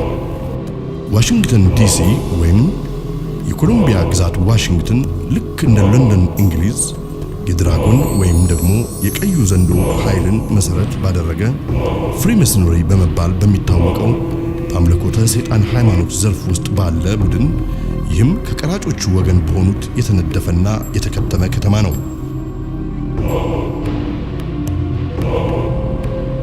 ግዛቱ የተሰጣት ኮሎምቢያ የተባለች ጣዖት ስትሆን አንዳንድ ጊዜ ማዳም ሊበርቲ የተባለች ትጠራለች። በዋሽንግተን ዲሲ አንዳችም አይነት የፈርዖንን አይነት የጥንቆላን የምትሃትን እና የኮከብ አቆጣጠርን መሰረት ያላደረገ ማንኛውም መንግስታዊ ድርጅት ህንፃ፣ መንገድ ከቶንም አይገኝም።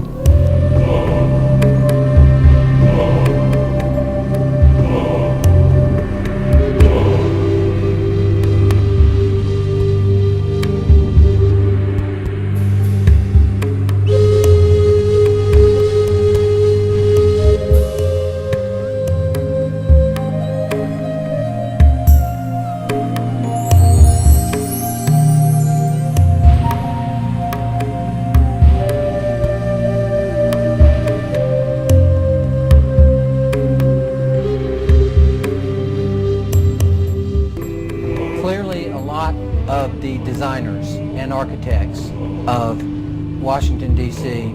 were Masons, starting with George Washington himself, who was a guiding force. Well, it was definitely designed according to Masonic principles. The streets are laid out that way. The buildings are laid out that way. And Masons may very well say that they really aren't influential as far as Washington, D.C. is concerned, and yet the cornerstone was laid by Masons.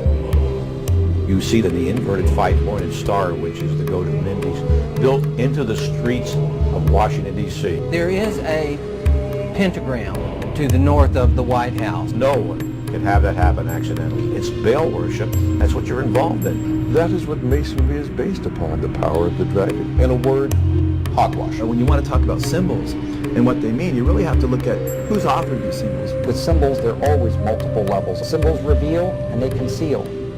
And that's why they're used, and that's why they're so important. They reveal to those who have eyes to see and ears to hear.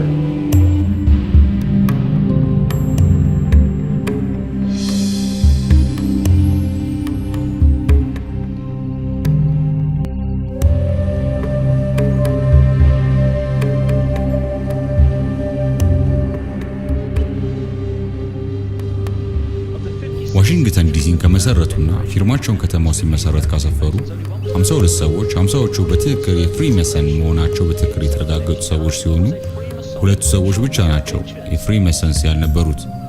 ጆርጅ ዋሽንግተን የአሜሪካ ፕሬዝዳንት ተደርጎ በተሾመበት ጊዜ ያለውን ስርዓት የሚያሳይ ፎቶ ብናይ የምናየው እኮ የፍሪሜሰንን ስርዓተ ሹመት ነው።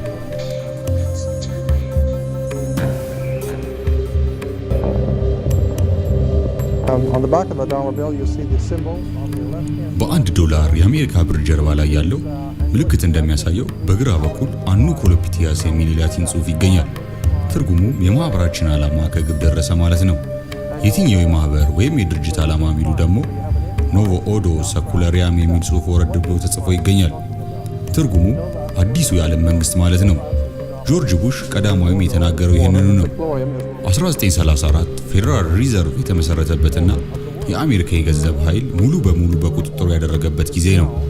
ይህ እንግዲህ ዓለምን ሊቆጣጠር ያለመው የምስጢራዊ ማህበር ምልክት ነው። ፍሪሜሰነሮች ኢሉሚናቲ ብለው የሚጠሩት በጀርመን ባቫሪያ የተጀመረ ምስጢራዊ ማህበር ነው። እንግዲህ ይህ ኢሉሚናቲ የሚባለው ምስጢራዊ ድርጅት የተመሰረተው መጀመሪያ በ1774 እንደ አውሮፓውያን አቆጣጠር ሲሆን ይህ የትሪያንግል ቅርጽ ያለውና ብርሃን ሲፈነጥቅበት የሚታየው ይህ ምስል የሚገልጸው ሆረስ እየተባለ የሚጠራው የግብጽ ፈርዖኖች ያመልኩት የነበረው የሰይጣን ምልክቱ ሲሆን እንግዲህ ይህ ፒራሚድ በአሜሪካ ሳይሆን በግብጽ ነው የሚገኘው። ለምን በአሜሪካ $1 ብር ላይ እንደተደረገ ማወቅ ከተፈለገ ምክንያቱ ይህ ነው። በአምልኮተ ሰይጣን ውስጥ በነበሩ የቀድሞ ግብፃውያን እምነት መሰረት ፀሐይ ጠዋት ስትወጣ እነርሱ አምላካችን የሚሉት የሰይጣን ልጅ ወይም ሰን ተወለደልን ይላሉ።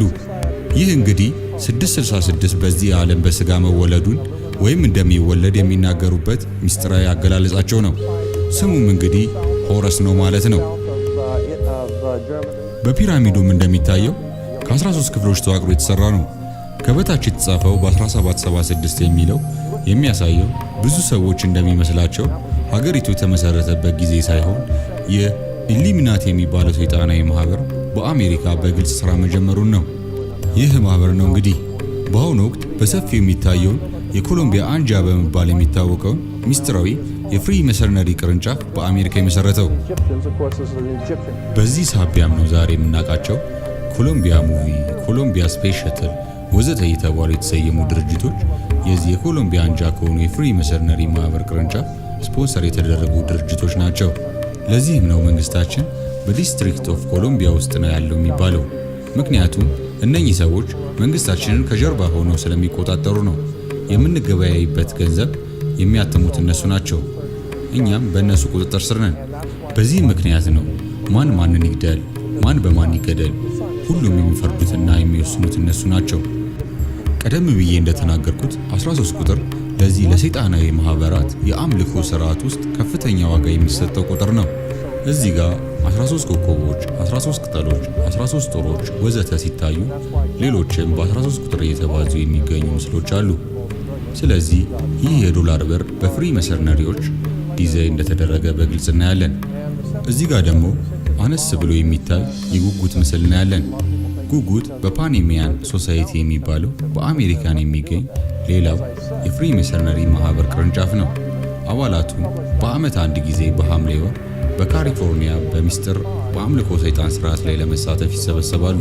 ሁሉም የቀድሞ የአሜሪካ ፕሬዝዳንቶች በዚህ ስርዓት ላይ ሲሳተፉ የሚያሳይ የፎቶግራፍ ማስረጃን በእጄ ይገኛል። የጉጉትንም ምስል የማህበራቸው መለያ ምልክት አድርገው የመረጡበት ምክንያት ጉጉት በጨለማ የማየት ችሎታ ያለው እንስሳ በመሆኑ እኛ በጨለማ ሆኖ የሌላው የዓለም ህዝብ የተደበቀ ዕውቀትና ምስጢር እኛ እናውቃለን ሲሉ ነው። Today, the Colombian faction of the Illuminati came here right after this government was formed, and that's where we get today Columbia Space Shuttle, Columbia Movies, Columbia Television, Columbia Records, everything, Columbia University. As a matter of fact, Columbia TV, Columbia Broadcasting System, CBS. What is the symbol for CBS? It's the OC9. And that's why our government is in the District of Columbia, because these guys own our government. They print our money, and they own not only the government, but they own you. You are their property. So, in other words, these guys print the money, they run the country, and they own you, and they own everything around it. And so they make the laws, and that's why they can decide who can kill who, and who can get away with who, and who can get away with whatever, because they make the laws and they decide, all right? As I said to you before, there are 13 layers of this pyramid, there are 13 letters in N-O-F-S, but 13 is a very important number to this secret society. The 13 stripes, there are 13 stars here, which make up the Star of David. The 13 berries, the 13 leaves, 13 arrows. There are 32 feathers here and 33 feathers there. Everything is done in sequence of 13. 13, of course, is based on, this is what we call Masonic symbolism. Freemasons designed this dollar bill.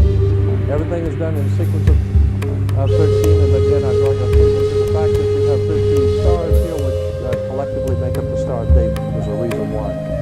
On the $1 bill at the top, you'll see this little image right here.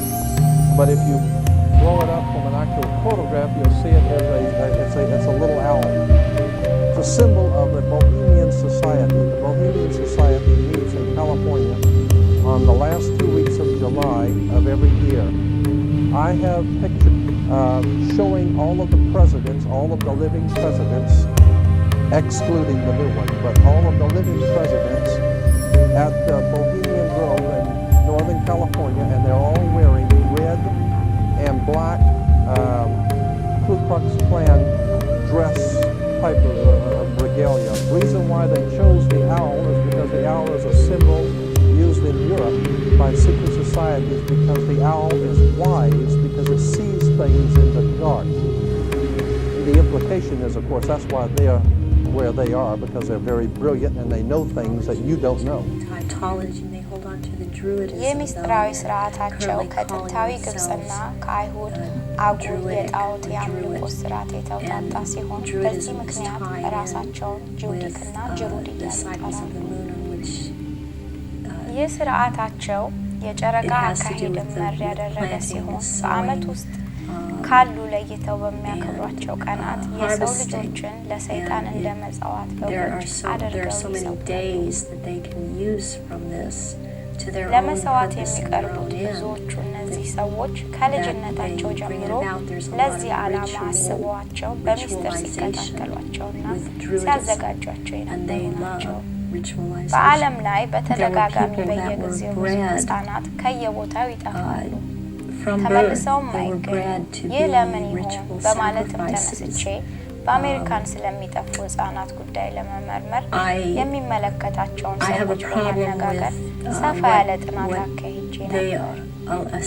በአሜሪካን ህግ መሰረት በማንኛውም የአሜሪካን ሆስፒታሎች ሆነ የማዋለጃ ተቋማት የሚወለዱ ልጆች በሙሉ እንደተወለዱ ናሽናል ሬጂስተር ተብሎ በሚታወቀው የሀገሪቱ ፋይል ውስጥ ተመዝግበው የየግል ፋይል ሊኖራቸው ይገባል። ነገር ግን ብዙዎቹ እነዚህ ጠፍተው የሚቀሩት ህጻናት እንዳልተወለዱና መንግስትም እንደማያውቃቸው በናሽናል ሬጂስተር ፋይል ውስጥም እንዳልተመዘገቡ እየተደረገ የሚጠፉና ለዚህ እኩይ ተግባር ህይወታቸውን የሚያጠፏቸው ልጆች ናቸው። ሌሎቹ ህጻናት ደግሞ ተሰርቀው የሚመጡት ከሶስተኛው የዓለም ክፍል ሲሆን በተለያየ በእርዳታና በጉዲፈቻ ወይንም አዳፕሽን ሰበብ በየጊዜው ከየቦታው እየተጋዙ እየመጡ በአምልኮተ ሰይጣን ስርዓት ላይ የመሰዋት በጎች ተደርገው እየተሰዉ ደማቸው በግፍ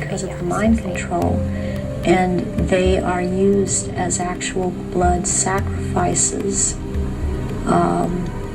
during these rituals because of, again, reptilians needing their blood.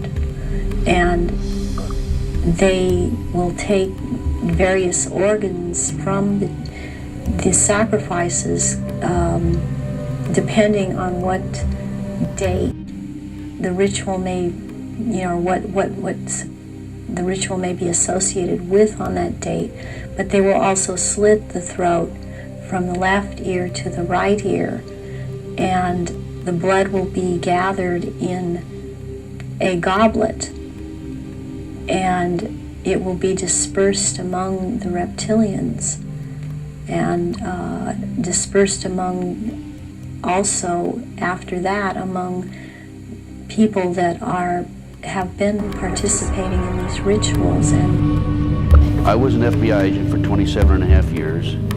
At the time of my retirement, ላለፉት 27 ዓመታት የኤፍቢአይ ኤጀንት በመሆን ሳገለግል ቆይቻለሁ። ጡረታም ለወጣ አካባቢ በኤፍቢአይ ቢሮ ስር ይካሄድ የነበረው በአሜሪካ ባሉ ሰይጣን አምላኪዎች የሚፈጸሙ ወንጀሎችን እንዲያጣራ የተዋቀረ ቡድን በአዛዥነት ሆኜ መርቻለሁ። በዚህም ረገድ አስቀድሞ የተሰጠኝ ስልጠና በኤክስፐርትነት ደረጃ የሚያስቀምጠኝን ስልጠና ወስጃለሁ። በዚህም መሰረት ከተለያዩ ምንጮች በደረሰኝ መረጃዎች እንዳረጋገጥኩት በተለያዩ ሙያ ላይ ያሉ ሰዎች፣ ዳኞች፣ ፖሊሶች፣ ጠበቆች፣ ዶክተሮች እንዲሁም በጣም የታወቁ ብዙ ሰዎች በዚህ በአምልኮተ ሰይጣን የተጠመዱ መሆናቸውን በምርመራዬ ደርሼበታለሁ።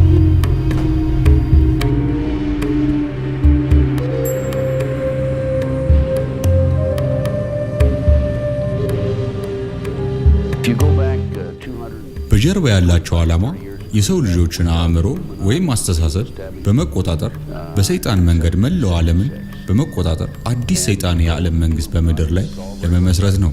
በአሁኑ ወቅት በአሜሪካ ብቻ እስከ 4 ሚሊዮን የሚደርሱ ሰይጣን አምላኪዎች መኖራቸውን በጥናት ያረጋግጫለሁ። So what's happening in America, based on my research and my interviews with numerous individuals, is that the powers that be, the higher-ups, the people in the Illuminati are using the satanic cults as a means and as a tool to condition individuals and to make them victims of the mind control, MK Ultra mind control program. There's probably close to 4 million practicing Satanists in the United States alone, based on my intelligence information. ከቅርብ ጊዜ ወደዚህ ዓለምን ሊቆጣጠሩ ብለው ባለሙ ሰይጣናዊ ሚስጥራዊ ማህበራት ዙሪያ ያጠነጠኑ በርካታ ጥናቶች እንደሚጠቁሙት ማህበራቱ በአጀንዳቸው ይዘው እየተገበሯቸው ካሏቸው አስከፊ ስራዎች አንዱ የዓለምን ህዝብ ቁጥር በ5 ቢሊዮን ያህል መቀነስ ነው። ይህንንም ክፉ ዓላማቸውን ከግብ ለማድረስ እንደ መፍትሄ ይዘው የሚጠቀሙባቸው መንገዶች ብዙዎች ቢሆኑም ሆን ብለው በሚያስነሷቸው ጦርነቶች ሳቢያና በየጊዜያቱ አዳዲስ በሚፈጥሯቸው መፍትሄ በሌላቸው በሽታዎች ሳቢያ ለህልፈት እየበቃ ያለው የሰው ልጅ ቁጥር ከጊዜ ወደ ጊዜ ቁጥሩ እየጨመረ ነው።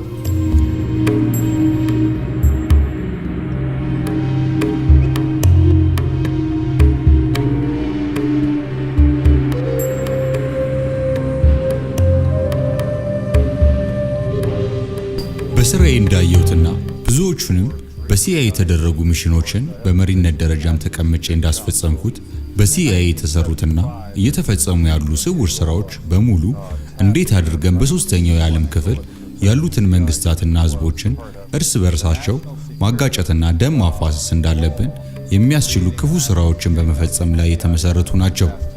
ለህዝቦቻቸው በቅንነት የሚሰሩ መንግስታትን ገርስሰን ከስልጣናቸው በመጣል ለራሳችን ዓላማ አገራቱና ህዝቡ እንዲውሉ በተደጋጋሚ አድርገናል። የዓለም ህዝብ ህግ ሊፈቅደው የማይችለው ብዙ ወንጀሎችን ፈጽመናል። I think it was in the mid-80s that I coined this phrase, the Third World War, because in my research I realized that we were not attacking the Soviet Union and the CIA's activities. We were attacking people in the Third World. And I'm going to just quickly, in the interest of time, just give you a little sense of what that means, this Third World War. Basically, it's the third, I believe, in terms of loss of life and human destruction, the third bloodiest war in all of history. They undertake to run operations in every corner of the globe. They also undertook the license of operating just totally above and beyond U.S. laws. They had a license, if you will, to kill, but also they took that to a license to smuggle drugs, a license to do all kinds of things to other people in other societies in violation of international our law and every principle of nations working together for a healthier and more peaceful world. Meanwhile, again, they battled to convert the U.S. legal system in such a way that it would give them control of our society. He said in the 14 years before he did his investigation that he found they had run 900 major operations and 3,000 minor operations. And if you extrapolate that over the whole period of the 40-odd years that we've had a CIA, you come up with 3,000 major operations and over 10,000 minor operations. Every one of them illegal, every one of them disruptive of the lives and societies of other peoples, and many of them bloody and gory beyond comprehension almost. Extensively, we manipulated and organized the overthrow of functioning constitutional democracies in other countries. We organized secret armies and directed them to fight in just about every continent in the world. We encouraged ethnic minorities to rise up and fight. People like the Mosquito Indians in Nicaragua, the Kurds in the Middle East, Monks in Southeast Asia. We have organized, and we still do, and fund death squads in countries around the world, like the Treasury Police in El Salvador, which are responsible for most of the killing of the 50,000 people just in the 80s, and there was 70,000 before that. And orchestration, CIA, secret teams, and propaganda led us directly into the Korean War. We were attacking China from the islands, Quemoy, Matsu, Thailand, Tibet. A lot of drug trafficking involved in this, by the way, until eventually we convinced ourselves to fight the Chinese and Korean. We had the Korean War and 1 million people were killed. Same thing for the Vietnam War, and we have extensive documentation of how the CIA was involved at every level of the national security complex, which is a very cooperative thing, into manipulating the nation into the Vietnam War. ኦዶ አብኬዮ በተለይ ሰይጣናዊ የሆነው የፍሪሜሰንሪና የኢሉሚናቲ ሚስጥራዊ ማህበር ዋነኛ የማጥቂያ ስልት ነው። ኦዶ አብኬዮ የላቲን ቋንቋ ሲሆን ኦርደር አውት ኦፍ ኬዎስ የሚል የእንግሊዘኛ ትርጉም ያገኛል። በአማርኛም በጭንቅ ሳቢያ የተጸነሰ የመፍትሄ እርምጃ ወይም ስርዓት ተብሎ ሊተረጎም ይችላል። ኦዶ አብኬዮ በተለይ በዓለማችን ላይ ሆን ተብለው እንዲጠነሰሱ በቅድ የነደፏቸው ጦርነቶች እንዲሆኑ ያስቻላቸው የደባ መንገድ ነው። ኦዶ አብኬዮ እንዴት በስራ ላይ እንደሚውል የሚያሳይ ምሳሌ ለማቅረብ ከተፈለገ ብዙ አስቸጋሪ አይሆንም። ከቅርብ ጊዜ በፊት በዓለማችን የተከሰተ አሳዛኝ ታሪክን እንደ ምሳሌ አድርጎ ማቅረብ ይቻላል። በመስከረም 11 2001 እንደ አውሮፓውያን አቆጣጠር በአሜሪካ ኒውዮርክ የሚገኙት የዓለም አቀፍ የንግድ ህንጻዎች ወይም ዘ ወርልድ ትሬድ ሴንተርስ በመባል የሚታወቁት ህንጻዎች በበራሪ አውሮፕላኖች ሆን ተብለው ተመተው እንዲወድቁ ተደረገ። ይህ የኦዶ አብኬዮ ፕሮብሌም ክሪኤሽን ስቴጅ ወይም ሆን ብሎ ችግር መፍጠር ብለን የገለጽነው የአጀንዳው የመጀመሪያው ክፍል ነው።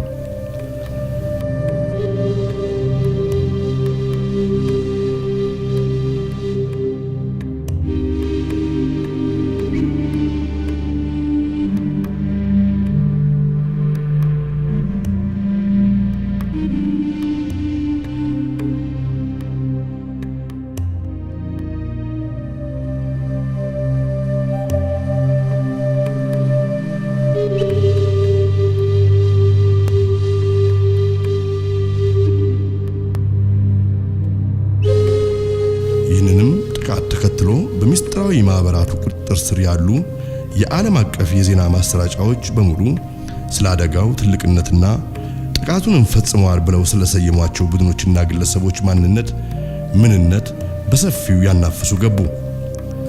ይህ ደግሞ የኦዶ አብኬዮ ሪአክሽን ስቴጅ ተብሎ የሚታወቀው ሁለተኛው ክፍል ነው። በዚህ ክፍል ሚስጥራዊ ማህበራቱ አደጋውን ሆን ብለው ከመፈጸማቸው በፊት እንዲወነጀሉ የሚፈልጓቸው የማህበረሰብ ክፍሎችን ወይም ቡድኖችን ያለ ኃጢአታቸው የሚኮንኑበት ምዕራፍ ሲሆን ይህም በመቀጠል ሊወስዱት በቅድ ነድፈውት የነበረውን አጀንዳ ያለምንም የህዝብ ተቃውሞ ከግብ እንዲደርስና እንዲተገበር የሚያስችላቸው የስልት መንገድ ነው። ሶስተኛው የኦዶ አብኬዮ ክፍል ዘ ሶሉሽን ስቴጅ የተባለው ሲሆን በዚህም ክፍል ሰይጣናዊ ሚስጥራዊ ማህበራቱ ከዚህ ሁሉ ቀድሞ የነደፉት አጀንዳ በህዝብ ፍላጎት የተወሰደ እርምጃ ተብሎ በገሃድ ያለ ከልካይና ያለ ገላጋይ በስራ ላይ እንዲውል የሚያስችል ክፍል ነው።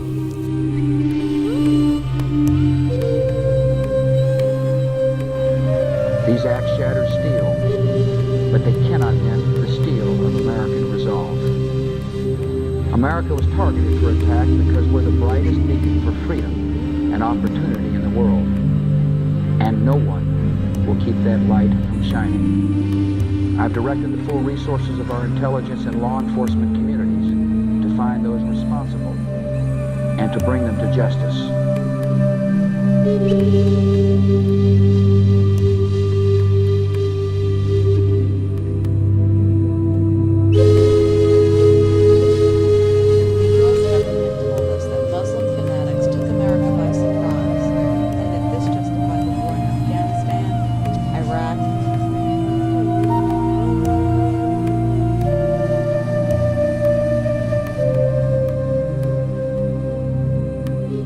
ያለ አግባብ ወረራ ማድረግ፣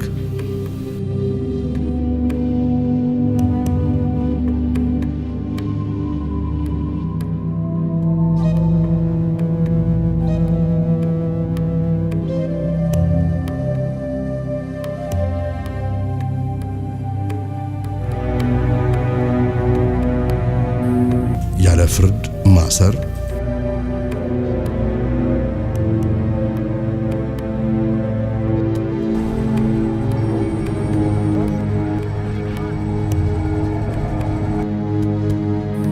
ያለ ፍርድ መደብደብ፣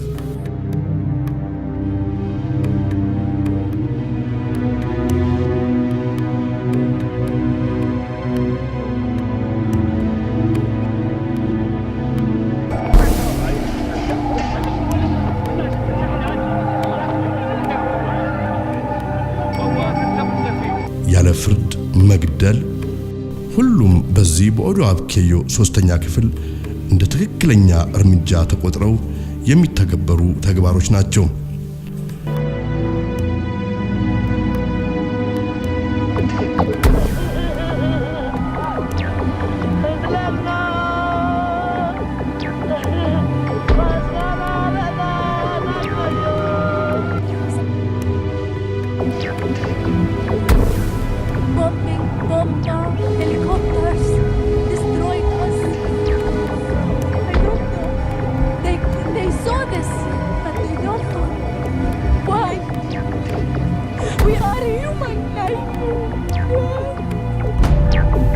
ይህ የኦዶ አብኬዮ እርምጃ በተመሳሳይ መልኩ በሐምሌ 7 2005 እንደ አውሮፓውያን አቆጣጠር በእንግሊዝ ዋና ከተማ በሎንዶንም ዳግም እንዲተገበር በመደረጉ ጉዳዩን ይበልጥ ግለት ሰጥቶታል።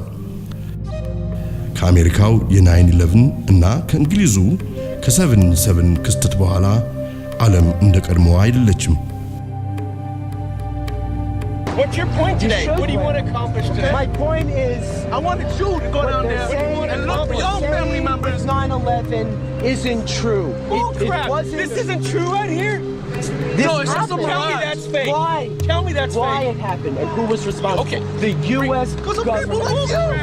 It's not about blame America first. The U.S. government. The 9/11 was the U.S.'s Reichstag fire. Oh, crap. I'm going to go and watch your words. Keep speaking, but you better tell the truth. And all you're doing is breaking against America. What do you think we're doing right as a nation? Because obviously the CIA is Here's the thing. Here's the thing.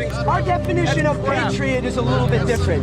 I believe that we should be patriots. As opposed to, obviously, someone. I think we should be patriots, not blind nationalists. Oh, come on. Not blind nationalists. Thomas Paine said, the true duty of a patriot anybody in Iraq is to defend, and I want to get every one of them back. You mean by patriot? The true duty of a patriot is to defend his country from its government. Someone who speaks the truth when their government is doing the wrong thing. Someone who speaks the truth, especially here. Especially here. We've got to take 9/11 back. There's enough reason to think that there is a very good chance that there was prior complicity in this, in the sense of opening the door in the way of a Reichstag fire. 9/11 has been used as a justification for foreign and domestic policies that in many cases the public as a whole has not called for, doesn't agree with. The American people have proved to be amazingly tolerant. They have not gotten terribly upset about the fact that they were deliberately lied to go to war in Iraq. They are tolerant of a number of other horrible things that they have learned about. There is one thing they will not tolerate. If the truth about 9/11 is revealed, it will reveal the values on which this American global domination project is built. As monstrous as the forces appear to be ranged against us, everything is subject to change.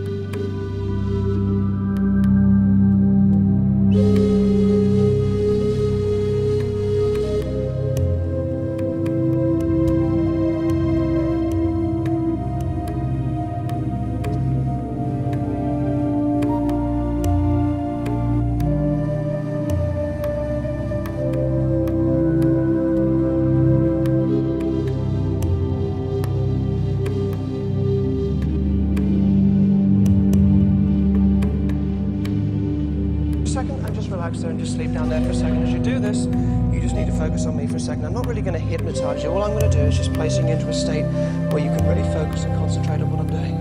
So as you do this, and just listen to my voice right there in the center of your head, and take a moment just to carry on sinking and drifting and just floating down, so you can really understand what I'm telling you, so these words really make sense to you. Here's what you're going to do. Face the front for a moment, then look up at me, take a deep breath in, and then sleep. And just sink right the way down and right the way deep, and right the way sound asleep. Again, still hearing, understanding everything that I do. And again, I'm not really hypnotizing you, I'm synchronizing you over here with Krishna.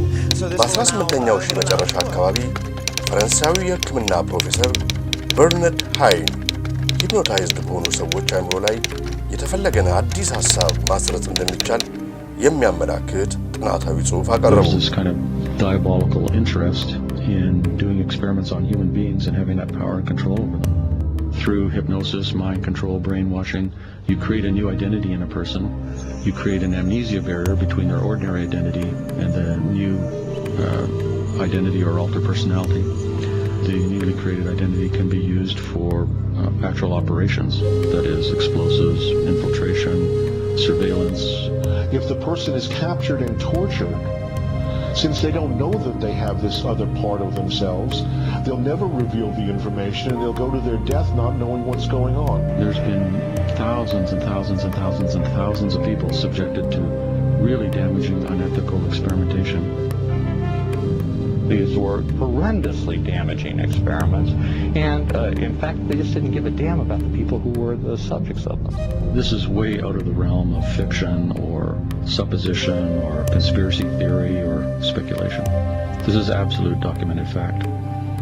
The Chinese term that was used was translated as brainwash, literally wash the brain clean.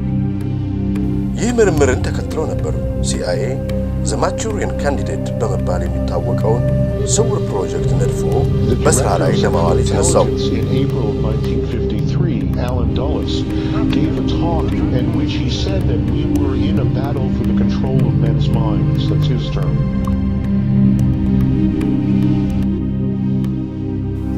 MK Ultra ፕሮጀክት ብዙ ጊዜ የተነደፈና የሰውን አእምሮ ሙሉ በሙሉ መቆጣጠር የሚቻልበትን ሳይንስ በጥልቀትና በስፋት እንዲተገበር የሚያደርግ ፕሮጀክት ወይም እቅድ ሲሆን ከሂፕኖሲስና ከሌሎች መሰል የሰውን አእምሮ መቆጣጠሪያ መንገዶች ወይም ሳይንሶች በተጨማሪ ማይክሮቺፕ ኢምፕላንት በመባል የሚታወቀውን በመጽሐፍ ቅዱስም በዮሐንስ ራእይ ላይ የአውሬው ምልክት ተብሎ የተነገረውን በእጅ ላይ ወይም በጭንቅላት ውስጥ የሚቀበር በአይነቱ ልዩ የሆነ የአእምሮ መቆጣጠሪያ መሳሪያን የሚጠቀም ፕሮጀክት ነው።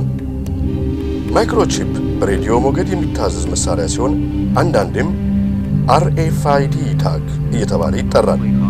አስቀድሞ በእንስሳት ላይ ይደረግ የነበረ ሲሆን በአሁኑ ወቅት ግን በሰዎች ላይ እየተደረገ ይገኛል።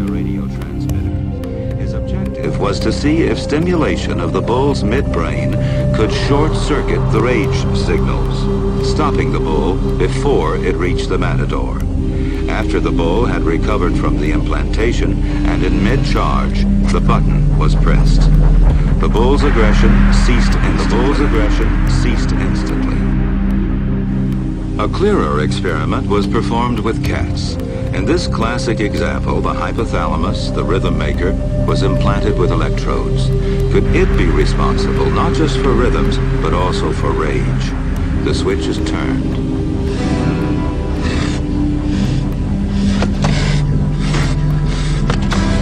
Then the switch is turned off. So indeed, the hypothalamus does control certain types of aggression.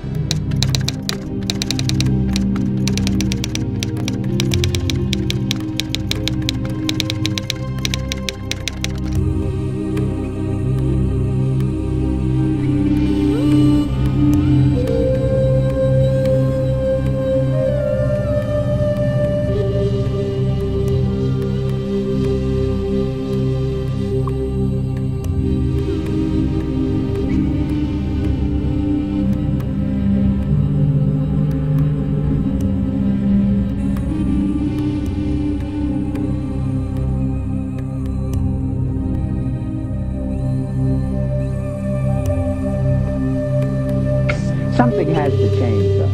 They have to find a better way to identify the bad guys, or the rest of us are going to stay home and watch the world go by on television. But we need some system for permanently identifying safe people. Most of us are never going to blow anything up, and there's got to be something better than one of these photo IDs. A tattoo somewhere, maybe. The Saudis used an American device to scan the eyes of travelers. I wouldn't mind having something planted permanently in my arm that would identify me. If we don't do something, people are going to stop flying. If they stop flying, and I don't go to the Giants games, it means the bastards have won. And just around the next high-tech corner, an electronic chip like this that can be implanted under your kid's skin. Let's say children in your community start wearing wristwatches with GPS devices in them. Can't that only be a good thing for the community if it keeps children safe? If I had the chip, I could travel all over the world. That would give me the freedom of living a life without bounds.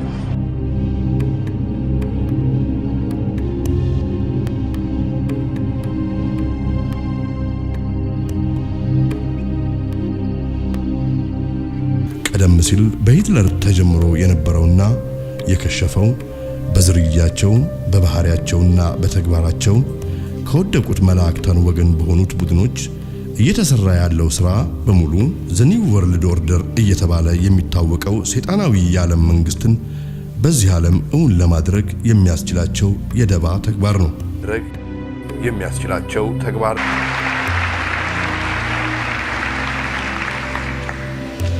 Tonight, as our troops begin to come home, let us recognize that the hard work of freedom still calls us forward. We've learned the hard lessons of history. The victory over Iraq was not waged as a war to end all wars. Even the New World Order cannot guarantee an era of perpetual peace, but enduring peace must be our mission. In one small country, it is a big idea, a new world order.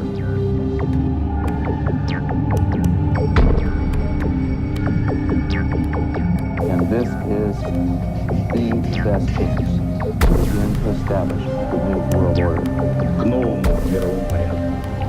I think even that does not describe why the world has changed so much and why the world has turned so much toward a new world order and a new kind of civilization. የዚህ ዘ ኒው ወርልድ ኦርደር ወይም የሰይጣናዊው የዓለም መንግስት መሪ በመጽሐፍ ቅዱስ 666 ወይም አውሬው ተብሎ የተሰየመው ሲሆን እሱም በአዳም ሥጋ የሚገለጸውና ፍጹም ሰው ፍጹም ሰይጣን የሆነው ፍጡር ነው።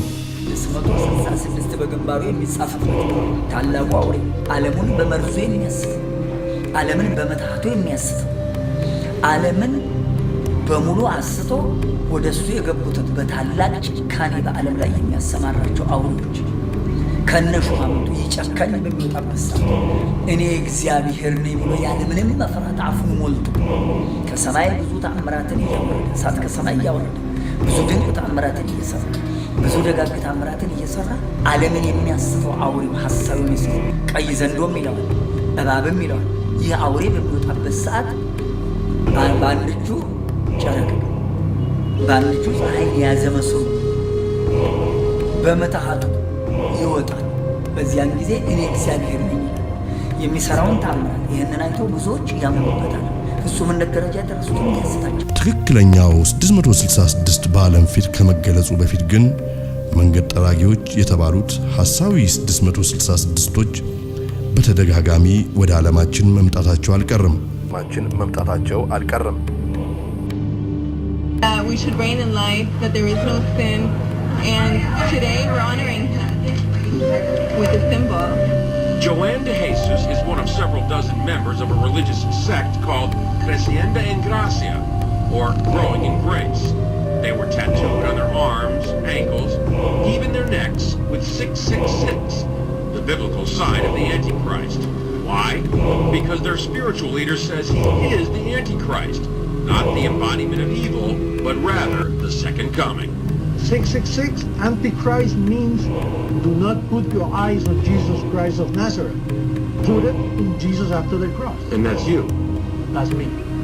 Andy says the word Antichrist is a bad translation of a word that actually means the new Christ, the second coming. Puerto Rican-born Jose Luis de Jesus Miranda founded the sect 20 years ago in a warehouse outside Miami.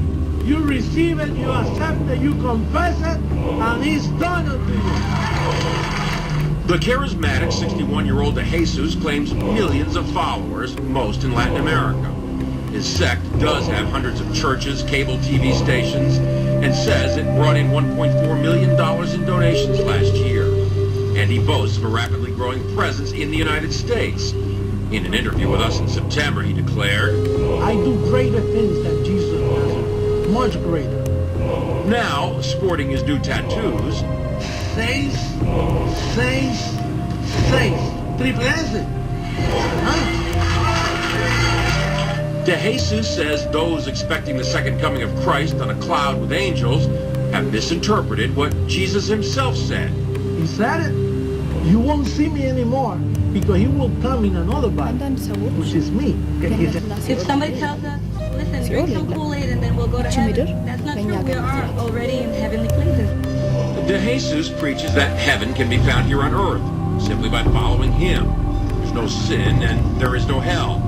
And that's part of why he's attracting so many followers. But marking your body with 666 seems an unusual way to show you're a Christian. The second coming of Christ. His name is Jose Luis de Jesus Miranda, but his followers call him Apostle, Dad, or simply Jesus Christ Man. እሱ እግዚአብሔር ነው። እሱ እግዚአብሔር ነው። በአሁኑ ወቅት ስለ እውነት መመስከር ብሎም የአውሬውን ሰይጣናዊ መንግስት መቃወም በአጠቃላይ ቴሮሪስት ወይም ወንበዴና ሽብርተኛ የሚል ስያሜ ሊያሰጥ ይችላል። እያሰጠም ነው። Either you are with us or you are with the terrorists. እነኚህ ለሰይጣን ያደሩ ወገኖች ከመጀመሪያውም ቢሆን መጽሐፈ ሄኖክን ከዓለም ፊት ለማጥፋት ያደረጉት ጥረት የእነርሱን ምንነትና ማንነታቸውን ወደ ብርሃን የሚያወጣ ጽሑፍ ስለሆነ ነው። በመጽሐፍ ቅዱስ ጸሐፍት የተባሉትና የእግዚአብሔር ምስክሮች የተባሉት ሄኖክና ኤልያስ በመጨረሻው ዘመን ከአውሬው ጋር ለመፋለም በዚህ ዓለም ዳግም በሚገለጡበት ጊዜ አውሬውና ተከታዮቹ ወንበዴዎች ወይም ሽብርተኞች የሚል ስያሜ እንደሚሰጧቸው አስቀድሞ ተነግሯል። የመንቃት ሰዓት አሁን ነው። ሁላችንም ከተኛንበት የቀን እንቅልፍ ነቅተን የድርሻችንን ልናደርግ የተገባን ሰዓት አሁን ነው። ጆሮ ያለው ቢኖር ይስማ፣ ዘመኑንም ይዋጅ። is more than one small country. It is a big idea, a new world order. Señora Presidenta. Madam President, Excellencies, Heads of State, Heads of Government, High Representatives of the governments of the world. The devil is right at home. The devil himself is right in the house. And the devil came here yesterday. Yesterday, the devil came here. Right here. Right here. And it smells of sulfur still today. This table that I am now standing in front of. Yesterday, ladies and gentlemen, from this rostrum, the President of the United States, the gentleman to whom I refer as the devil, came here.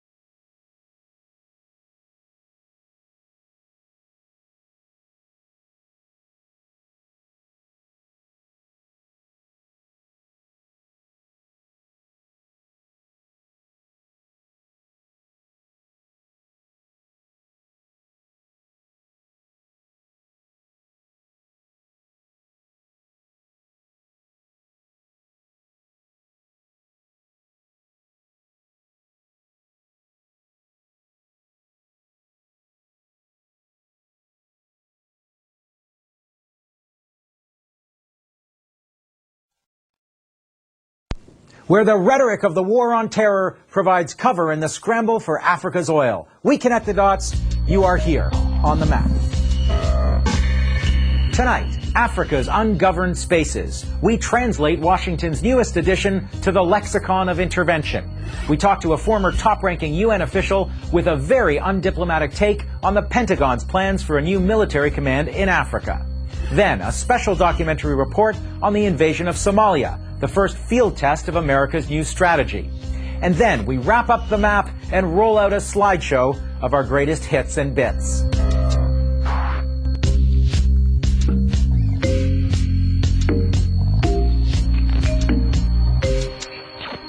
Hello, I'm Avi Lewis. Welcome to On the Map, and our last show until we come back in the fall.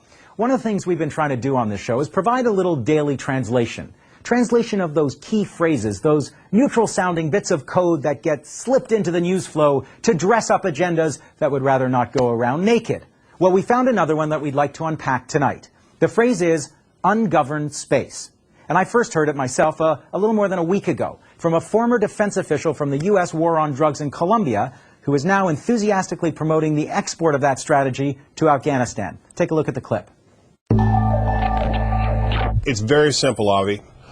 The best security forces in the world in terms of dealing with narco-terrorists and ungoverned space and establishing sovereignty, such as the rule of law, are the Colombian security forces.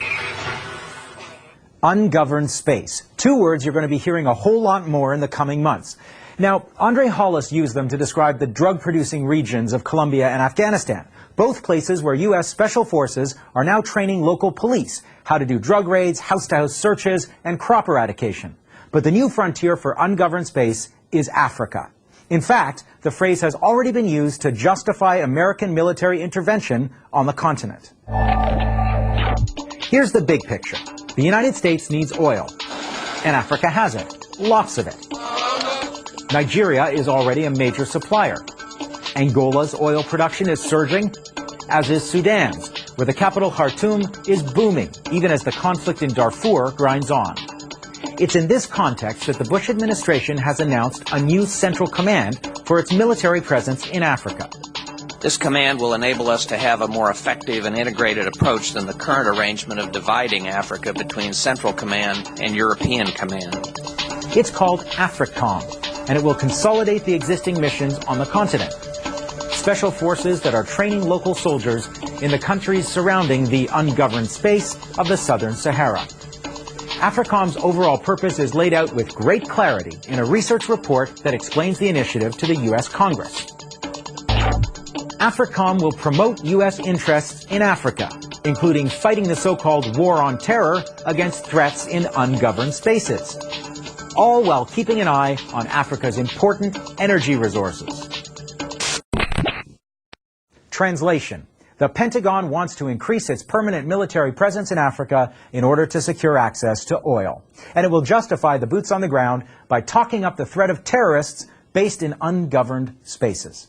That was precisely the rationale used when the U.S. helped Ethiopia invade Somalia late last year. And later in the show, we'll have a special documentary report on Somalia, where the fighting continues, with more bombings, shootings, and civilians caught in the crossfire even today. But first, let's talk more about the doctrine of ungoverned space and its wider implications for Africa with someone who's been following this phenomenon very closely. Salim Lone is a 21-year veteran of the UN system. His last post was as head of communications for the UN mission in Iraq, and he joins me tonight from London. Salim, welcome to On the Map. Well, I'm delighted you're doing this, Avi. Let's start with the Department of Defense definition of ungoverned spaces. Let me read it to you. Ungoverned spaces are physical or non-physical areas where there is an absence of state capacity or political will to exercise control. Now, I've done my own translation of what ungoverned spaces means. Give us yours. Well, first of all, this word ungoverned spaces sounds like a place you and I would like to go to as tourists. So these are the benign language that the military people use to hide what is in effect going to be some terrible stuff that's coming our way. I mean, basically, there are ungoverned spaces in that sense. What they really mean is they're untended, not ungoverned, because so many governments on the continent are either not interested in or incapable of addressing the very real and compelling humanitarian and development needs of the people. And poverty has gone through the roof in Africa despite good economic growth rates. They're more poor and more intense poverty than there was before. The language of ungoverned spaces, it sounds like a rebranding of the failed states language. This notion of ungoverned spaces is basically another fig leaf to try to dominate Africa. I mean, Africa is the continent at the moment for which both the Chinese, the Americans, and the Europeans are struggling because it is an immensely rich continent. It has all sorts of minerals beyond oil. It is going to be the new scramble for Africa, as we saw over a century ago. Let's talk explicitly about AFRICOM. So the Africa Central Command of the U.S. Armed Forces hasn't been set up yet, but Bush announced it a few months ago. What's your take on AFRICOM and what it's really about?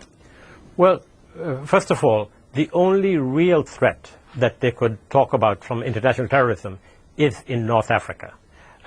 Always remembering, however, though, that even in North Africa, a lot of the terror is actually created by local conditions, not merely by the American presence or otherwise.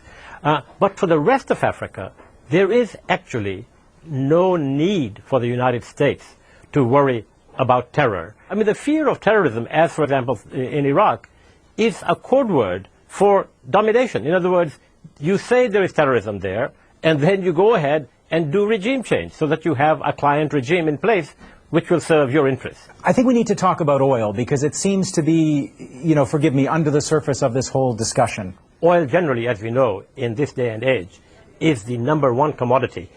The U.S. went into Iraq to make sure that it had access to vast reserves of oil so that it could compete more effectively with China, with Japan, with Europe. But what has happened since 2003 is that the U.S. hold in the Middle East has been very seriously jeopardized. There is intense hatred and hostility towards the United States. Its future in the Middle East is going to be very problematic.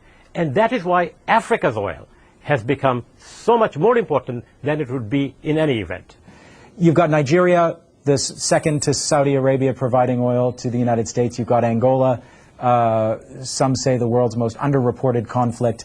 There's oil in Sudan with the conflict in Darfur. How does this talk of the United States focusing its military and strategic interests in Africa draw these things together for you? The U.S. is convinced that the way to secure oil is through military means. We have China at this very moment making intense overtures and doing great deals with so many African countries to try to ensure that they get good deals on oil in particular and other energy issues. The U.S. is taking precisely the opposite line. It is just assuming that it will have to protect its oil resources through the use of force. The notion that the best way to ensure oil flowing to you from Africa is to have bases, military bases, is bizarre because it will only ensure that you have more hostility to the United States and much more likely that there will be attacks. I'm not actually known as a defender of U.S. Military doctrine, but the AFRICOM rationale says specifically that military bases are not the goal. Well, this is true. They claim that it's not the goal, and this is another, not only subterfuge, but it's also, in my view, a great disaster, because it seems that these are going to be, as Nicholas Kristof, the New York Times correspondent, said, humanitarian workers with guns. These soldiers of the U.S. are going to actually take part in humanitarian and other developmental activities, completely blurring the line between humanitarian action, which can only be effective if it is independent and not seen as part of a larger scheme of a political organization, of a society, of a region. So, first, the military bases are going to militarize Africa. This is the U.S. trying for long-term mini-occupations or occupations, as they have said now officially in Iraq and Afghanistan, long-term military occupations. They are not going to create development. They're going to create small elites who are going to benefit from these bases. They're going to encourage the African governments who are struggling to come towards some notion of democracy to be more militaristic in their own response to their own people's needs. They're going to create more dictators, as they've already done in Somalia, for example. In Ethiopia, for example. Salim, I know you've written a lot about that conflict, and I want to talk to you more about Somalia a little later in the show. But first we have to take a break, okay? Okay. I learned from him, yes. when we come back.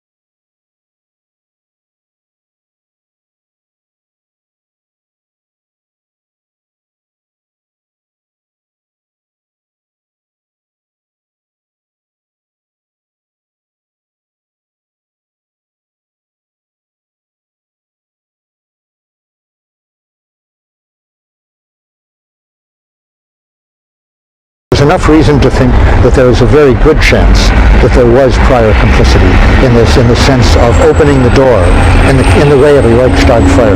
9/11 has been used as a justification for foreign and domestic policies that in many cases the public as a whole has not called for or doesn't agree with. The American people have proved to be amazingly tolerant. They have not gotten terribly upset about the fact that they were deliberately lied to go to war in Iraq. They are tolerant of a number of other horrible things that they have learned about. There is one thing they will not tolerate. If the truth about 9/11 is revealed, it will reveal the values on which this American global domination project is built. As monstrous as the forces appear to be ranged against us, everything is subject to change.